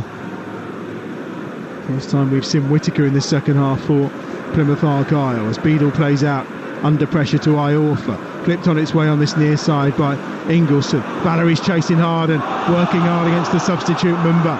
And this time they win it down this near touch line. And there's the foul, surely, from Mumba, who's just come on. And it's his free kick that's conceded. Mumba straight into the action with a foul on Valerie. And probably no surprise that we've seen Ogbeta depart, because he's getting a torrid time down this near side from Jan, Valerie and co. No, yes, he was. I think Mumba's come on there, showed a little bit more, a little bit more aggression, and I don't mind that at all. I thought it was a foul on Mumba by Valerie as well, and I think he expressed that to the referee there. The ball was there to be won, and he's definitely gave it a good kick. Valerie took a sore one. Windass with his free kick, probably about 35 yards out from goal, right edge of the penalty area. He'll be looking to swing it in, which he does, right footed towards that back post. Important high boot, an interception that time from Ryan Hardy to get it clear for Plymouth. Here's Bannon, clipped back forward down this near side. Jamal Lowe is there. chests it down towards the corner flag. Lowe under pressure immediately from Forshaw, holds the ball at his feet. Lowe then tries to get the better this time of Sissoko, and he wins his side a corner on this near side. Sissoko's furious, and he confronts the assistant on this near side who's given it. He needs to be careful. Booked in the first half. Sissoko taken short. Bannon, left-footed ball swung over, flicked header that time by the arriving header of Deschamps Bernard, and it's over and behind for what will be a goal kick away to our right hand side. Almost an hour played. You're listening to Talksport, of course. The EFL is at home right here across the Talksport network, and it's Sheffield Wednesday 2, Plymouth Argyle 0, and Chris Iwelumo. Thoughts on the first 15 minutes of the second half? Well, it's started very much in the same vein, hasn't it? You know, I think Plymouth have had a little bit more of the ball, albeit not really troubling Wednesday. You know, I think look at the way that Sheffield Wednesday is set up without the ball. Look how many players they've got in that advanced area. There's like 6 players. They've basically left the back 4 on their own. So Plymouth have to capitalise on that. You know, it's the blind pass. They don't need to take a touch and get their head up. They know that space is there. Can they hit the body of Ryan Hardy so that he's coming into the space? And then basically it's down to them to hold the ball up and allow you to go up and support. But it's not a gamble, because at the minute Plymouth haven't been brave enough, and they haven't shown the quality that they can play through that high press. Look at the amount of Sheffield Wednesday bodies. They nearly go man for man and say go on and play through us. Well, here's Callum Wright on that right hand side for Plymouth Argyle. He's just come on and he's trying to get the better of Max Lowe on that far side, but Lowe does really well, gets it out as far as Windass, and then it's back from Lowe and forward down that far touchline where on this occasion Masaba is waiting. They've given it away. Here come Plymouth again, but Bannon is there at the edge of the penalty area to snuff out the danger. Kasama looks up and sees Valerie on the charge down the right hand side, and he's got the other side of Sissoko. Here's Valerie on this near touchline. The challenge from Sissoko is a good one. It does enough to stop him in his tracks, and he just tries to go between 2, one of them being Galloway, the other one being Sissoko, and he wins his side the free kick. Yeah, again, it was just excellent play, wasn't it, from Valerie there. You know, Sissoko went all the way. He went to ground. He got a touch in the ball. You know, that one there, what the free kick was actually given for, Sissoko has to get himself away from that instant, because the referee's got his eyes on him there. But again, just shows you the quality. Okay, they can play a high press, a low block, whatever you want to be, but then all of a sudden, from back to front, when the space is there, they've got willing runners and Valerie, Gassama, even the other side to run into that space. Windass and Bannon, as ever, are over the top of it. In the wall are Mumba and Sissoko. It's literally off the diagonal of the penalty area on this right hand side, 3 or 4 yards out. Windass right footed to the back post, bouncing a free header is put over the bar by Bernard. Difficult one really with the angle he was coming in, but again nobody making contact in that 6-yard area. Well, Windass has got to be having a go, because that is the perfect ball, isn't it? You know, I think you should have a word with every single one. Yeah, Deschamps Bernard, difficult one for him to get on the end of, but again, rather than go for goal, just put it back into the danger area. There's enough pace on the cross. Argyle playing out from the back, and they do successfully this time on that right hand side with the ball reaching Paulson. It's back to Gibson. Gibson with his left foot sprays it out wide to this left hand side. He's looking for Sissoko, who's got the support of JB as well, but Sheffield Wednesday win it once more. Valerie on this right hand side, early ball in, just takes a slight deflection off of Gibson, and it does enough to take it out the path of the on-rushing Windass, and it's picked up by Wright on the far side for Plymouth Argyle. What can they mount this time down this left hand side? Now Sissoko's got some room to run into, and Jan Valerie of course was caught further upfield, so he's slow to get back. Sissoko with the ball at feet, lifts it towards the back post just over the top of Wright, and Hardy was in there as well, but too much on it, and out of play for a throw to Sheffield Wednesday. Do you think there was too much on that from Sissoko? I think Callum Wright can head that ball. Again, we'll have to look at that in the monitor. I just don't understand why he's not just leapt up over the full back in front of him and just, like you say, either go for goal because there's enough pace on the cross, or put it right back into the danger area. He's like ducked. I just don't understand it, for it to go out for a throw in the left back area for Sheffield Wednesday. Poor decision. Excellent play as well, I have to say, from Plymouth to get the ball up into the attacking third. Sheffield Wednesday with possession on the far side. 64 minutes played on Talksport. Sheffield Wednesday 2, Plymouth Argyle 0. Not the start to a new job for Wayne Rooney. We've all had bad first days. This could get a lot worse if this continues in this second half. Sheffield Wednesday very much on top. He has rolled the dice and made some changes. There's another one coming as well. Freddie Osaka is going to be the player that's coming on in a moment. Fourth change due for Plymouth Argyle. Here's Galloway, the unfortunate scorer of the own goal to give Sheffield Wednesday their second goal of the game. Mumba goes across field. Better from Mumba in towards the feet of Poulsen that time. And here is Wright coming forward. Just over halfway and now advancing deeper into Sheffield Wednesday territory on that right-hand side. Dropping short to pick it up that time was Whittaker. There's Wright, goes back again on that far touchline to Poulsen. Now with Gibson on halfway. First time really for a while that Plymouth have had their foot on the ball and held some possession. Here's Sissoko on this left-hand side. He's immediately looking to tease and go forward, but Gassama's having none of it. Just steps in. Windass, who seems to be everywhere as well, just picking up the loose ball, and Sheffield Wednesday have it back. Well, you have to say that about all the players at Sheffield Wednesday now. Gassama, Musaba at the other side, defensively they get back into position. They work their socks off, don't they? And then what they bring as an attacking influence as well has been outstanding. These fixtures, the last 6 of them has been shared in terms of victories, with the home side always on top. It looks like that's going to be 7 as things stand. Windass down this right-hand side for Sheffield Wednesday as they go in search of a third goal that would surely put this game to bed. Gets to the byline, gets it in towards Ingleson, but Forshaw is there, who seems to be picking up Ingleson a little better in this second half so far. Here's Mumba striding away. Jamal Lowe's taking this off his toes just at the edge of the penalty area. And now Sissoko will look to try and pick the ball up. Valerie from behind catches him, and that will be a free kick for Plymouth Argyle just outside the edge of their own penalty area. Here's the change. Sissoko is the player that's coming off, and he's going to be replaced by Freddie Osaka. Yeah, I'm looking at that there. Yeah, I'm just looking at the challenge. Valerie looked like he was under some real stress there. I don't know if he just suddenly cramped up or he took a knock to the knee, but he was signalling to the bench straight away there with the challenge. But yeah, no surprise the changes being made. I think hasn't really affected it.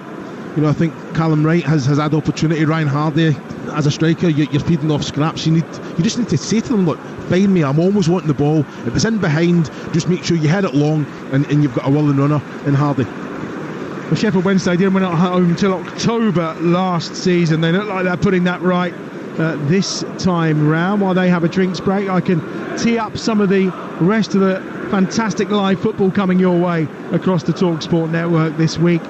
Starting on Tuesday night with the Carabao Cup, kick-off with Adrian Durham right here on Talksport 2. Adrian Clark, Dean Ashton, Mickey Gray and some bloke called Chris Iwelumo. Where are you going to over that one? Derby, Chesterfield. You're going to be Derby, Chesterfield for that one.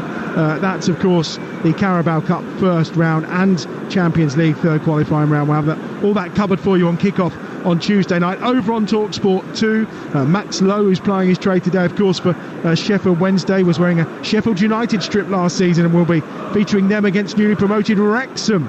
That's in the Carabao Cup first round on Talksport 2 on Tuesday night. And then on Wednesday night, it's all in for Leeds against Middlesbrough. So a bit of time in Yorkshire at the start of this new season. That Carabao Cup first round tie is live here on Talksport. And then, of course, on Friday, the Premier League is back. Manchester United against Fulham on Friday night, while over on Talksport 2, we've got Coventry against Oxford from the Championship. And then Saturday lunchtime, Ipswich against Liverpool from the Premier League, live and exclusive to National Radio. Game day is back. The award-winning Game Day will be with you from 11. Kick-off 12:30 is Ipswich return to the Premier League. And over on Talksport 2, we'll bring you West Brom against Leeds from the Championship, which is a real blockbuster game for the second set of Championship fixtures, particularly after a fine West Brom performance coming back against Queen's Park Rangers yesterday. Josh Madger scoring a hat-trick in that game. So West Brom against Leeds is our offering on Saturday lunchtime from the Championship. And I'll be with Sheffield Wednesday again next Sunday as they take on Sunderland. That's 12 o'clock on Talksport 2 next Sunday afternoon from the Stadium of Light. Fury here because Sheffield Wednesday wanted a corner. Instead it's a throw to Plymouth Argyle right by the corner flag just down in front of us. No further changes during the drinks break, although I would have thought some of the energy expended by the likes of Jan Valery and Ingleson, they may think about a change at some point within the Sheffield Wednesday ranks.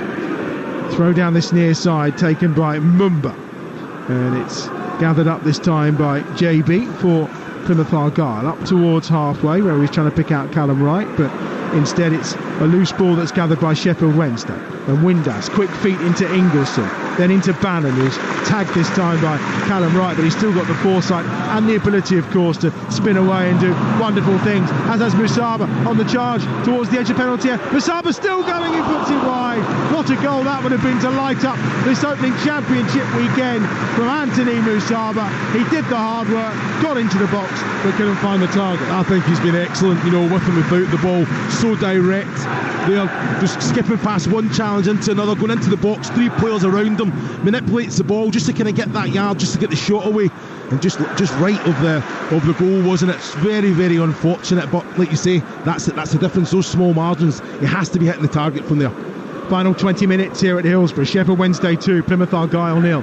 You're listening to Talksport. Reminder, the final night of the Olympics closing ceremony. That's all coming up after 7 o'clock tonight on Talksport. Ball in towards Jamal, who gets the header just beyond the penalty spot, but nods it very tamely down into the arms of Connor Hazard away to our right-hand side.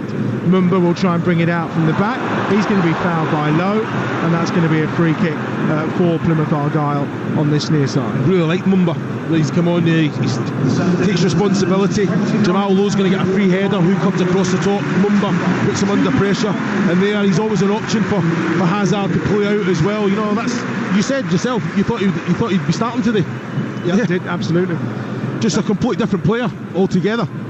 29,500 in Hillsborough this afternoon in the sunshine, a glorious day, and so far the most beautiful afternoon for them as well. So they lead here by 2 goals to 0. The back pass from Gibson is dealt with by Hazard, but it has to be, and it's Forshaw who'll pick it up 10 yards outside his own penalty area. Right hand side he goes to Poulsen on that far touchline. Whittaker goes down, wins the free kick. I tend to agree with what Perry said at half time. What is Whittaker doing on the wing? I agree. I think it's one of them. He's a good player. You can play anywhere in those, attacking positions. But no matter where you are, you're feeding off scraps today. As a good player, you've still got to influence the game. That means dropping deep, dropping central. You got to get involved in the game. They just have not been good enough in possession. Well, Barry Bannon has just sent Adam Forshaw there, and all Forshaw could do in a desperate attempt was to grab his shirt around the collar just to try and stop him. Just the way, what I love about Barry Bannon is the way when that ball comes into him, he's only got a low centre of gravity, of course. The way he just spins away from players, and he did Forshaw all ends up there. Yeah, it's like you say, the low centre of gravity, it makes a massive difference. I'm just surprised he's not went a little bit more physical with him. I think Ingleson can handle that. Barry Bannon, he's had it time and time again. Brilliant from Ingleson. Windass. This time, Musaba! No. 12 yards out. It's all opened up for him. All he's got to do is stroke the ball in the back of the net. You've set up in Harsh before, and that's got to be a goal, surely. Well, he's got to hit the target at least. He's coming on to it. The way the pass from Windass was excellent. He's in the way that it's set, the way that he's coming, he's got the full goal to kind of aim at. It's pick your spot. He's really let Plymouth off and Hazard off there, but he has to be hitting the target. Leaning back as well. Why are you leaning back? The ball's coming at your pace. You don't have to break stride. Just take it in your stride, and you know what? Just put everything on it. A little bit more conviction needed. Marvin Johnson and Olaf Kabaki are the 2 players that are about to come on for Sheffield Wednesday. Marvin Johnson, of course, is a player who's been here for some time under Cisco Munoz at the start of last season. He was training with the kids. He was ostracised, but he was reintegrated by Danny Roll, who felt he had a lot to offer, and he'll come on to replace Max Lowe. And Olaf Kabaki is going to come on as well, and he's going to replace Jedi Kasama. Come from the Polish second tier as Kabaki, an under-20 international for his country, and he'll be making his first appearance in the blue and white for Sheffield Wednesday today. But neither player at the moment in a particular hurry to make their way off, but there's standing ovations all around Hillsborough. Yeah, and rightfully so. It's been absolutely outstanding, hasn't it? I think they've been so good as a collective. There have been so many individual performances as well that Danny Roll will be delighted about. Liam Palmer amongst the substitutes as well. It shows how long Liam Palmer's been. He's on a testimonial. I wasn't sure there were too many of those knocking around nowadays, but had his testimonial game last weekend, 435 appearances for the club. He's amongst the substitutes to his Palmer. As off comes Maxlow, and eventually we're back to full numbers and we can resume the final 15 minutes or so here on Talksport, where it's Sheffield Wednesday 2, Plymouth 0. Percentage-wise, in terms of possession, around 60% for Sheffield Wednesday. They've had 18 shots in this game against Plymouth 2, which probably shows the dominance. The worry for them will be the fact there's only been 4 on target, which, given their inability to score last season, they'd have probably liked a slightly better return on that.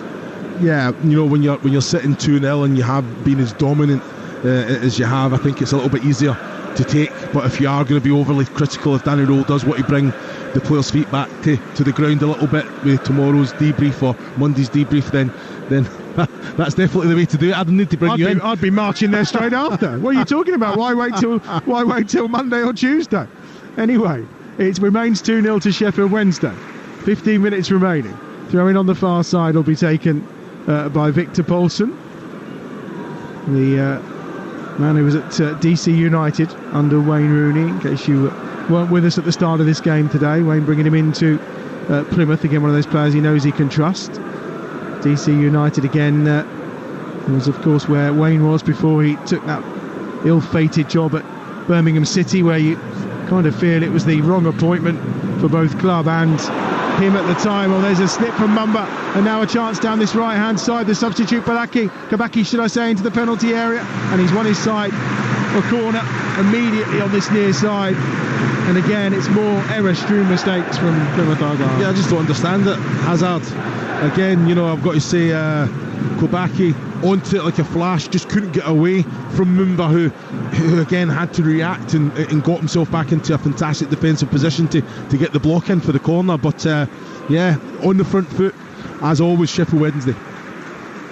Windass, header out this time into the edge of the 6-yard box. Was a fairly decent one that time from Iortha, but again it was just a floaty and easy to be gathered by Connor Hazard away to our right hand side.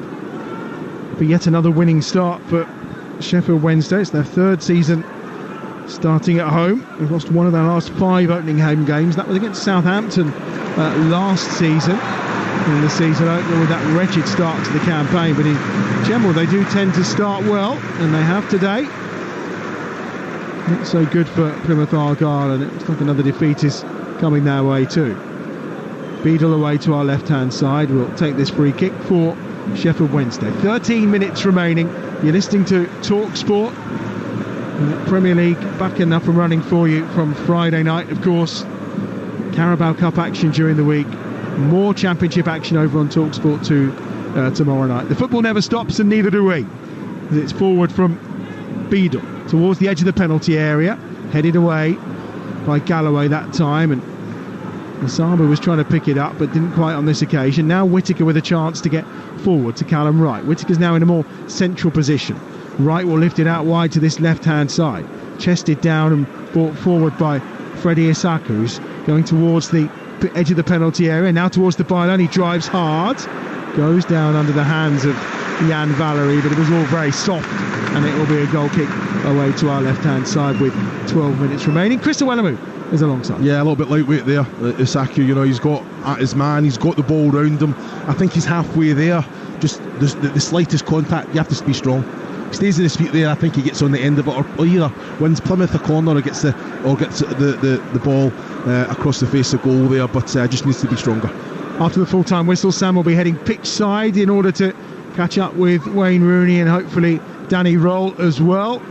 We're on air, of course, through until 7 o'clock before we head over to Paris for the conclusion of the Paris Olympics. If you missed it earlier on, Team GB have bettered their medal tally by 1 from what they managed in Tokyo, but slightly less on the gold front, meaning they've slipped down to 7th in the medal table. And all that will be wrapped up as we finish a wonderful 17 days in Paris after 7 o'clock tonight right here on Talksport. Throwing on that far side for Plymouth Argyle in the right wing position.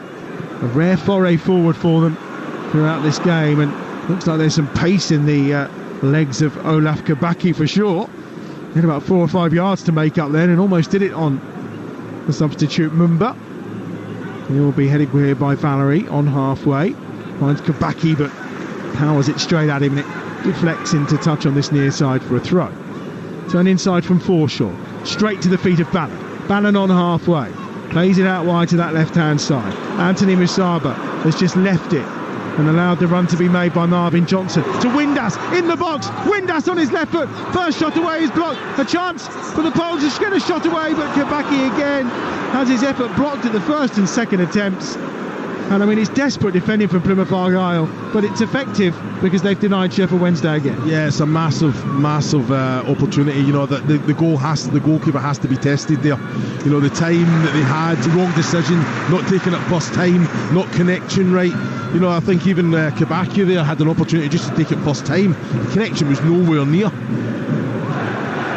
Obviously, once we finish today with the full-time whistle, and we've heard from Wayne Rooney and Danny Roll as well. We want to hear from you too, as ever. 03717 2233 44 is the number. Sam and Perry Groves will be taking your calls. Owls fans, Plymouth fans, particularly Plymouth fans who are going to be making the long journey back down to the southwest, over 500 miles. Plenty of time to get your calls in. 03717 223344. What have you made of Wayne Rooney's first game in charge if you're a Plymouth fan, as the defending's needed again as Jamal Lowe nips in towards the edge of the penalty area, but that was better that time from Lewis Gibson. But again, also easy, and all coming from Barry Bannon. Yeah, it's like you say, when you've got a playmaker like that, you know, for a striker like Jamal Lowe that can come to feet, but going in behind, his movement has been excellent today. And like you say, when you've got players that can see the pass, execute it. Musaba, can he finally get that goal today? Towards the byline, cuts it back and finished brilliantly with aplomb, with a right boot into the corner.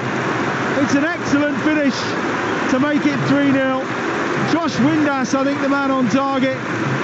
Well delivered from Windass. And again, Sheffield Wednesday punish sloppy Plymouth Argyle defending. Musaba in the heart of it, and Windass with a rifling shot into the corner. And you can hear the cries of Windass around Hillsborough. They love him here. He loves that goal as well. And it's Sheffield Wednesday 3, Plymouth Argyle 0. Well, there's an excellent goal. You said it about 15 minutes ago, he's covered every blade of grass. Windass hasn't, he's been all over the place. Musaba, definitely the creative player there. You're thinking, he deserves a goal, to be fair to him, but it's a great little cut back. Windass onto it, takes it in his stride, finds that side net and right hand side. Hazard has no chance whatsoever.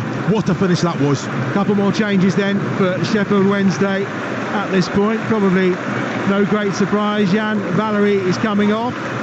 Paul Valentin will come on into the right back position, and Windass is coming off as well to be replaced by Michael Smith. And he literally gets a hero's ovation, does Josh Windass and Jan Valerie as well. They're on their feet around us here in the main stand here at Hillsborough. In fact, they're on their feet all around the stadium. And both of those have had terrific games in this comfortable win for Sheffield Wednesday. And the perfect start to the season after such a wretched start last campaign. But Danny Roll has got them playing, although we will ask questions about the quality of the opposition performance today, I'm sure.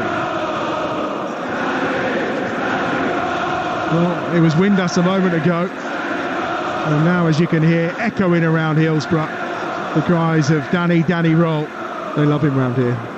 And rightfully so. You know, I think what he done last season, keeping them up, you know, the way that he holds himself, the way that he's very transparent. He ticks all boxes. He's an excellent manager, but you can see the way that he set this team up. It's an extension of himself. You know, the identity that they've got. I think they've been outstanding from the first whistle. I think they've used the ball very, very well. High energy, good without it as well. Disciplined. They've been caught out a little here, and maybe a chance for Wittig to make his mark, or he's gone to ground 10 yards outside the penalty area. Just looking like he was going to try and break away for a moment then. Now here's Kabaki on this near side, trying to get the better again of Mumba. Slips it on and helps it on its way to Paul Valentin, who tries to get the cross away and wins his side the corner on this near side. 6 minutes to go on Talksport. Sheffield Wednesday 3, Plymouth 0. Yeah, again, Kabaki seeing a lot of the ball, isn't he? You know, he's using it well. good energy, good strength, keeping Mumba off, and then the weight of pass as well forward was excellent. But Plymouth, they've had to defend. Mumba getting back, doing his job, again giving away another corner. I've got to say the quality from the corners have been outstanding. They were the third worst away team last season in the Championship. It's not a great start for Plymouth as Bannon swings in this corner towards the back post, just over the top of Michael Smith, who's still here at Sheffield Wednesday. Many wondered if he would be. He's driven that ball across. Oh, and it's palmed away by the keeper and almost fell nicely that time to Iorfa. Bannon keeps it alive. Get back inside the penalty area. Skips past the first challenge, past the second. Can't beat the third around the penalty spot as he looks to get a shot away. And in the end, Plymouth will get it clear down this left-hand side, which they do with Whittaker, who manages to keep the ball on this occasion, but then it's given away. And immediately, Ingleson charges down that left-hand side, gives it to Smith. Smith is there, he's got Musaba outside him on that left-hand side, towards the edge of the penalty area. Musaba just loses out. Callum Wright will pick it up and look to charge forward for Plymouth. 5 minutes remaining. You're listening to Talksport. It's 3-0 to Sheffield Wednesday. Into the feet of Freddie Asaki. He's done really well. Asaka, as he goes towards the edge of the penalty area, looks to set up Whittaker, and his shot is well wide of the left hand upright. Bids have been made for Morgan Whittaker, apparently from Rangers, I think is what they're indicating. Not enough money to tempt Wayne Rooney, and as far as he's concerned, he wants to keep hold of it. Yeah, you do want to keep hold of him. That's when it falls to Whittaker, that opportunity. I've got to say Asaka done very, very well. The weight of pass to Whittaker was good as well, but when it falls to a player who was as clinical as he was, he doesn't hit the target. You know, you talk about confidence, he's not really seen a lot of the ball today, but he expects that to be in the back of the net, on his left, right, whatever foot, he's comfortable. 4 minutes plus time to be added on here. Sheffield Wednesday 3, Plymouth 0, and it's with James Beadle away to our left hand. When I was coming in today, talking to some of the stewards and the wonderful staff around here, they said there is this air of optimism, and you know, they're talking about, well, maybe we can have a little sneak at promotion. Is that feasible? Yes, it is. You know, you look at the stats. You know, you said it yourself. Since if the season started when Danny Rowe come in, what is it? Just 6 points off the playoffs, sitting in 9th position. Look at the players they've brought in. Look at the experience they've brought in. Look at the manager, the support that. JB gets the shot away for Plymouth Argyle. It's just charging towards the edge of the box. It's probably one of their better efforts of the game. Sorry, Chris. No. I think you're looking at Beadle there. I think he was comfortable. You know, the ball wasn't struck cleanly enough, but I think he knew exactly where his goal was. Ingleson's coming off, and it is going to be Liam Palmer that comes on. We mentioned it's his testimonial at a game against Leganés last weekend here at Hillsborough. His 436th appearance for the club. And in the last few seasons, he's suddenly started scoring goals, which he really hadn't done in the previous years. But an academy product, they love him round here. And he'll just go in alongside Barry Bannon in that midfield for the last 2.5 minutes. You can understand the affection that they've shown towards Danny Roll. It's made the owner dip his hand into his pocket, which everyone thought wasn't something that was going to happen nowadays. So you certainly, as an individual, you feel like he's bringing some momentum to Sheffield Wednesday. Where it will lead, though, only one game, of course, and Plymouth have been lacking in several departments, that's for sure, that Wayne Rooney's going to have to get a grip with fairly quickly, unless it's going to be another season of difficulties for Rooney and Plymouth Argyle. 2 minutes remaining. Sheffield Wednesday 3, Plymouth Argyle 0. Added time, of course, to come. Not too sure there'll be much in this second half, as Mumba tries to get it away for Plymouth Argyle to Forshaw, who's short then to Gibson.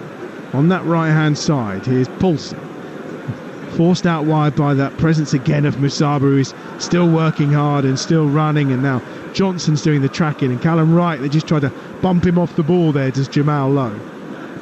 The work rate of some of these Sheffield Wednesday players has been excellent. That's much better this time from JB. Gives it out wide to Freddie Asaka. Freddie Asaka charging across the front of the area towards Whittaker, but it's well read and cut out that time by Johnson, who does brilliantly, coming to the edge of the penalty area for Sheffield Wednesday.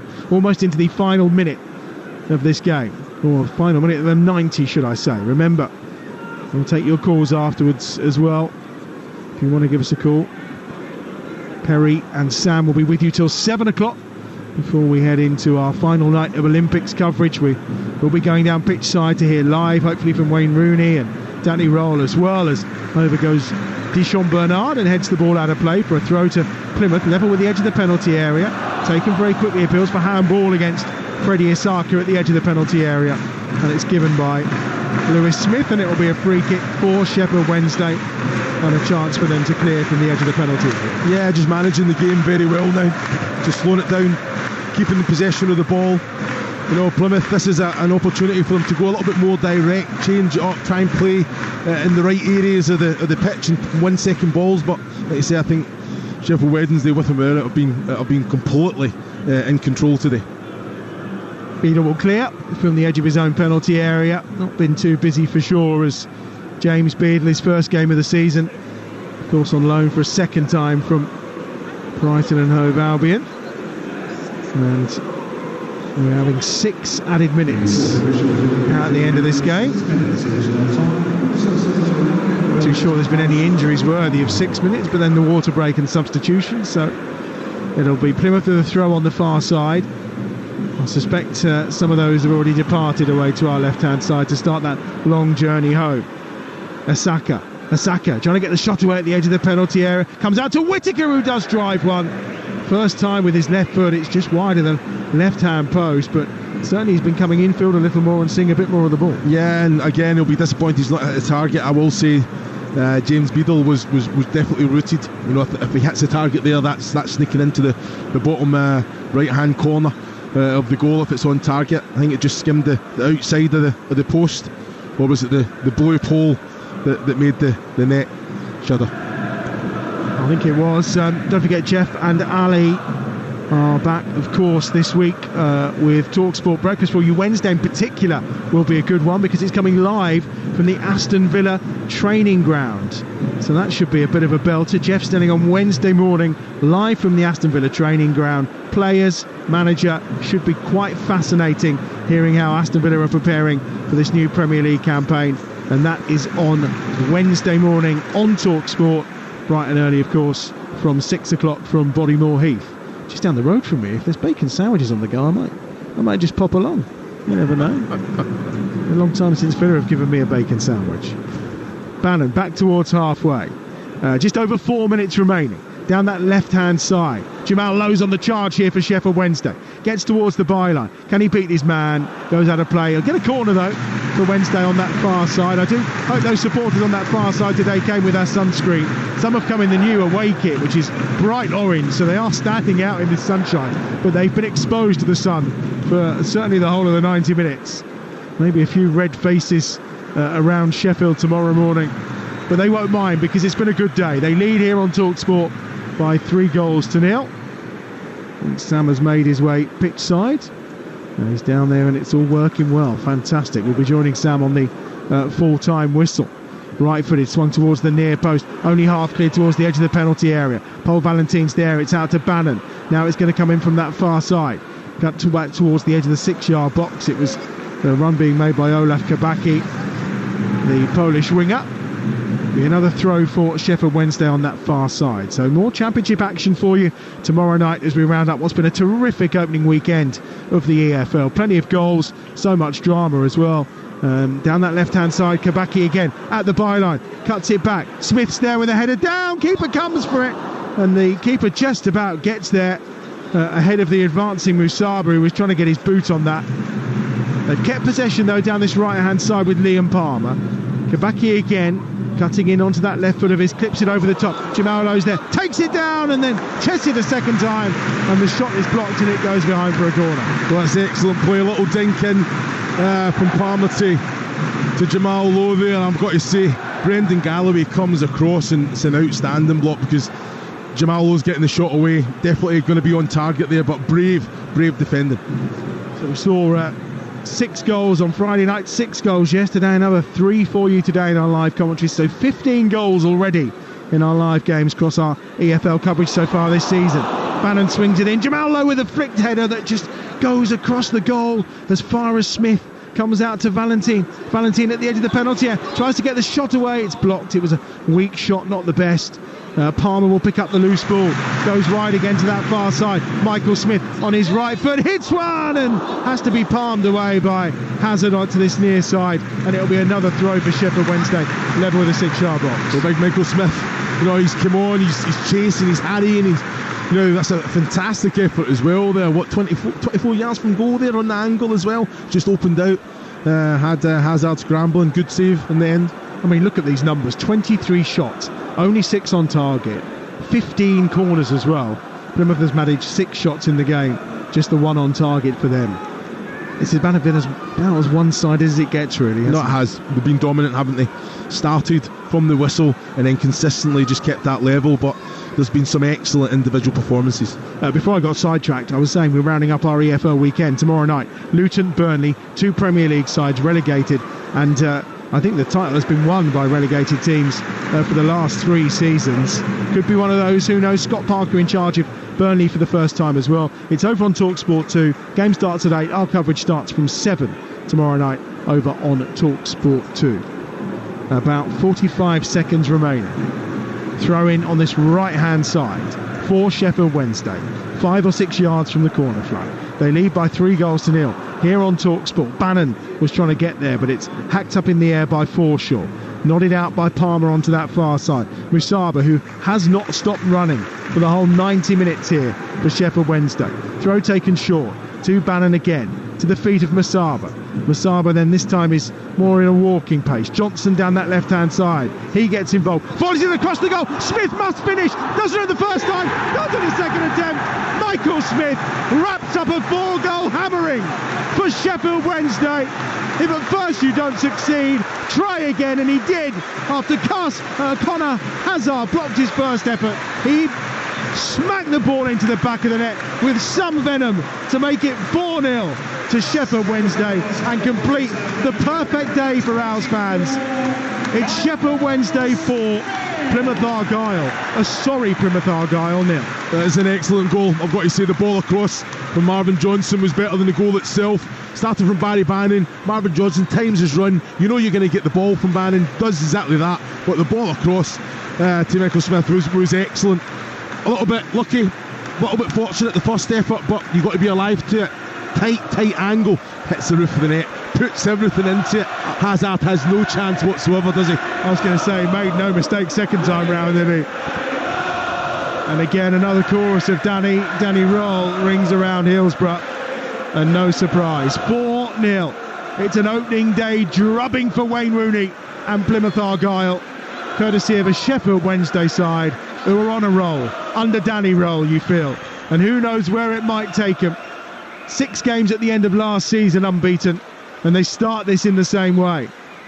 Here's Freddie Isaka on the charge for Plymouth down this left-hand side. Mere seconds remain. We've already played over 7 minutes when only 6 were added by the referee. And at that point, Lewis Smith says enough is enough, and he puts Wayne Rooney and Plymouth Argyle out of their misery. They've been absolutely thumped by this Sheffield Wednesday side. Jamal Lowe with the first goal in the first half. An unfortunate own goal for Galloway in the second half. But then Josh Windass adding a third, and Michael Smith late on a fourth. It's been one hell of a performance from Sheffield Wednesday. Danny Roll is making special things happen at this football club. A stunning performance, and after the trauma of last season where they didn't win in their first 13 games, they're off and running on the first weekend of the EFL this time round for Sheffield Wednesday. So plenty of good stuff for Danny Roll, plenty of stuff that Wayne Rooney needs to look at and work on. We'll hear from him and Danny after the game, but it's a terrific day at Hillsborough for Sheffield Wednesday. The Owls are hooting their way home in the sunshine. It's finished here, Sheffield Wednesday 4, Plymouth Argyle 0. How's that? It was a bit of a Danny Roll masterclass, and you can hear his name being sung all around Hillsborough after what was an emphatic victory on the opening weekend of the EFL season. I'm pitch side, standing in the Plymouth Argyle dugout, actually in the technical area, standing right next to the pitch as the celebrations continue away to our left-hand side amongst the players. And look, there's still a very full main stand. A crowd very much who came here in anticipation of what would be a statement start to the season for Sheffield Wednesday. And boy, did they do that. 4-0 victory with a final goal from Michael Smith in stoppage time, which has sealed all 3 points at the beginning of the season for Sheffield Wednesday and Danny Roll. On the flip side of that, Wayne Rooney, what a terrible start to his tenure at Plymouth Argyle. Not the result he wanted in any way, shape or form, but a result that I'm afraid he's going to have to deal with and dissect with us a little bit later on. We're live on Talksport pitchside at Hillsborough on the Sunday session. I'll tell you what, Perry Groves, I'm looking at some of the upcoming fixtures for Sheffield Wednesday. They entertain Leeds United here on the 23rd of August. I can't wait. I want to get a ticket for it. It's going to be brilliant. I tell you what, Sam, that Hillsborough will be absolutely rocking, because obviously they've got belief now. You hear the Danny Roll song, can't you, sort of sounding out in the game and at full time. And to be fair, Plymouth just rolled over, because it was an embarrassing performance. You know, you don't want to be too sensationalist. It could have been, it was 4-0, Sam. It's no exaggeration. It could have been 7 or 8. When you think Musaba had 2 big chances, didn't he? Windass missed a great chance, got it caught underneath his feet. And just looking at it, it's one team, Sheffield Wednesday, that are very, very well coached. They've got their principles, they know their philosophy, they all know their jobs. Another team in Plymouth Argyle who don't look like they've been coached.